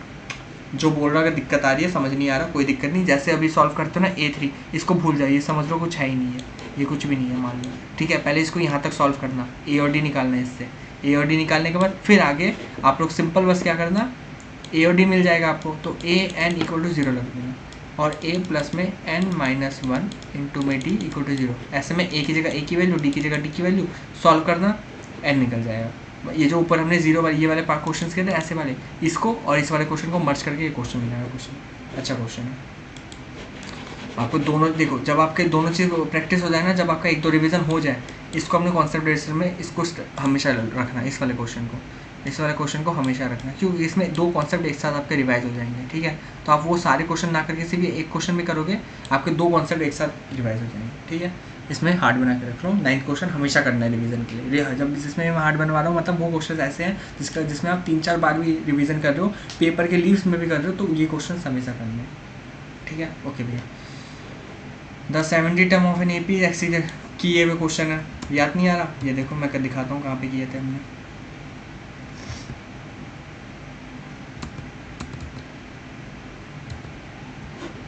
ये देखो दिखाता हूँ, 17 term of an AP exceeded वाला पार्ट है ना, ये माइनस एक्सीडेड, ये रहा मेरे को, ये था 4 term of an A P equal to 3 term, यहाँ से देखो ये वाला पार्ट, ये जो ये वाला पार्ट है, 7 term exceeded twice of the third term, ये चीज़ वहाँ पे बोल रहे हैं। ये देखो कहाँ गया, 70 term exceeded 10th term by 7, यहाँ पे क्या था 7th टर्म हमारा एक्सीड कर रहा था twice of third term by 1, यहाँ पे मैंने ट्वाइस भी करवाया थोड़ा एक्स्ट्रा, और बाय थर्ड टर्म और बाय 1, और यहाँ पे क्या बोला इसने 17 टर्म एक्सीड कर रहा है 10 टर्म को बाय 7, और कुछ नहीं। ठीक है, ठीक है, हाँ भैया ठीक है। होमवर्क अभी जितने सारे हो लिखते जाओ, होमवर्क में क्या क्या बोलते जा रहा हूँ मुझे भी याद नहीं, क्योंकि क्या क्या बोल दिया मैंने, ऊपर क्या आई थी मैंने सारे ही बोल दिए, कोई भी नहीं छोड़ा है ना, सारे ही हैं वैसे तो ऊपर से अभी तक। Which term of an A P is 132 more than 54 term, ये भी वही है। कौन सा टर्म ए पी का 130, इसका इक्वेशन दिखा दे रहा हूँ मैं क्या बनेगा वाला, इसका इक्वेशन क्या बनेगा, कौन सा टर्म ए पी का 132 ज़्यादा है, ऐसा भी हमने यहाँ पे लिखा है कहीं पे, कहाँ पे था लिख नहीं रहा मेरे को, ये रहा ये देखो, which term of an A P will be 84 more than is 13 term, देख रहे हो यहाँ पे भी क्या बोला, which term of an A P will be 132 more than is, मतलब बस नंबर बदल, यहाँ पे 132 है, यहाँ पे क्या 84 है, यहाँ पे 54 टर्म है, यहाँ पे हमारा 13 टर्म है, और कुछ नहीं, बाकी सब सेम है। ये क्वेश्चन अगर आप समझ गए थे मेरे से, ये क्वेश्चन आप लोगों से अच्छे से बन जाएगा होमवर्क में। ठीक है, कुछ भी अलग नहीं दे रहा हूँ, सब आपको मिलवा के दे रहा हूँ, मैच करवा के दे रहा हूँ। ठीक है, अच्छा ये क्वेश्चन मुझे करवाना है, ये क्वेश्चन 12th क्वेश्चन मुझे करवाना है। ठीक है, 12th क्वेश्चन मुझे कराना है,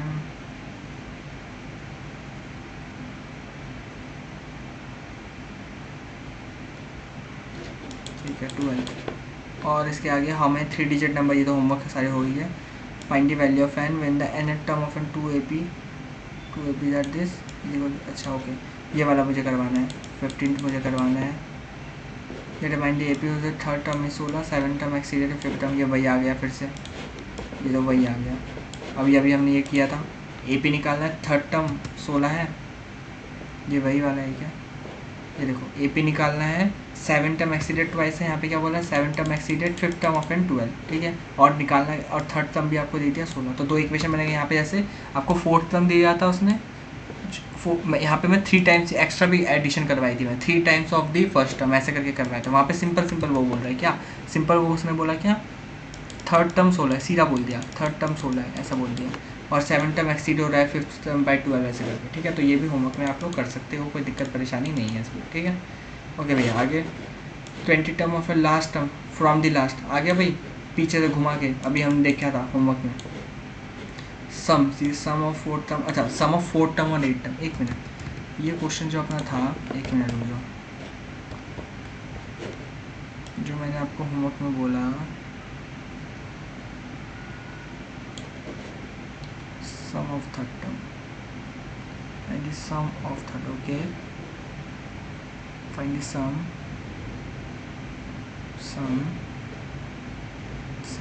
ओके, ठीक है।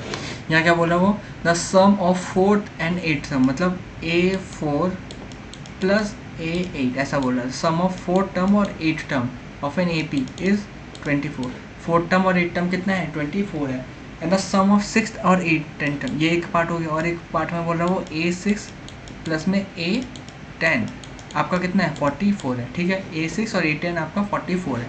फाइंड द फर्स्ट 3 AP, तो इसको तो भूल जाओ, ज़रूरत है पहले यहाँ पे देखो, A4 A8 24 है, A6 A10 44 है, कुछ नहीं से इसको खोल दो।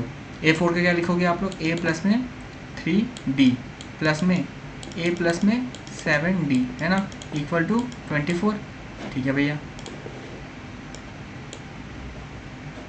A कितना हो जाएगा आपका 2A, 4 7 और 3 कितना 10D इक्वल टू 24।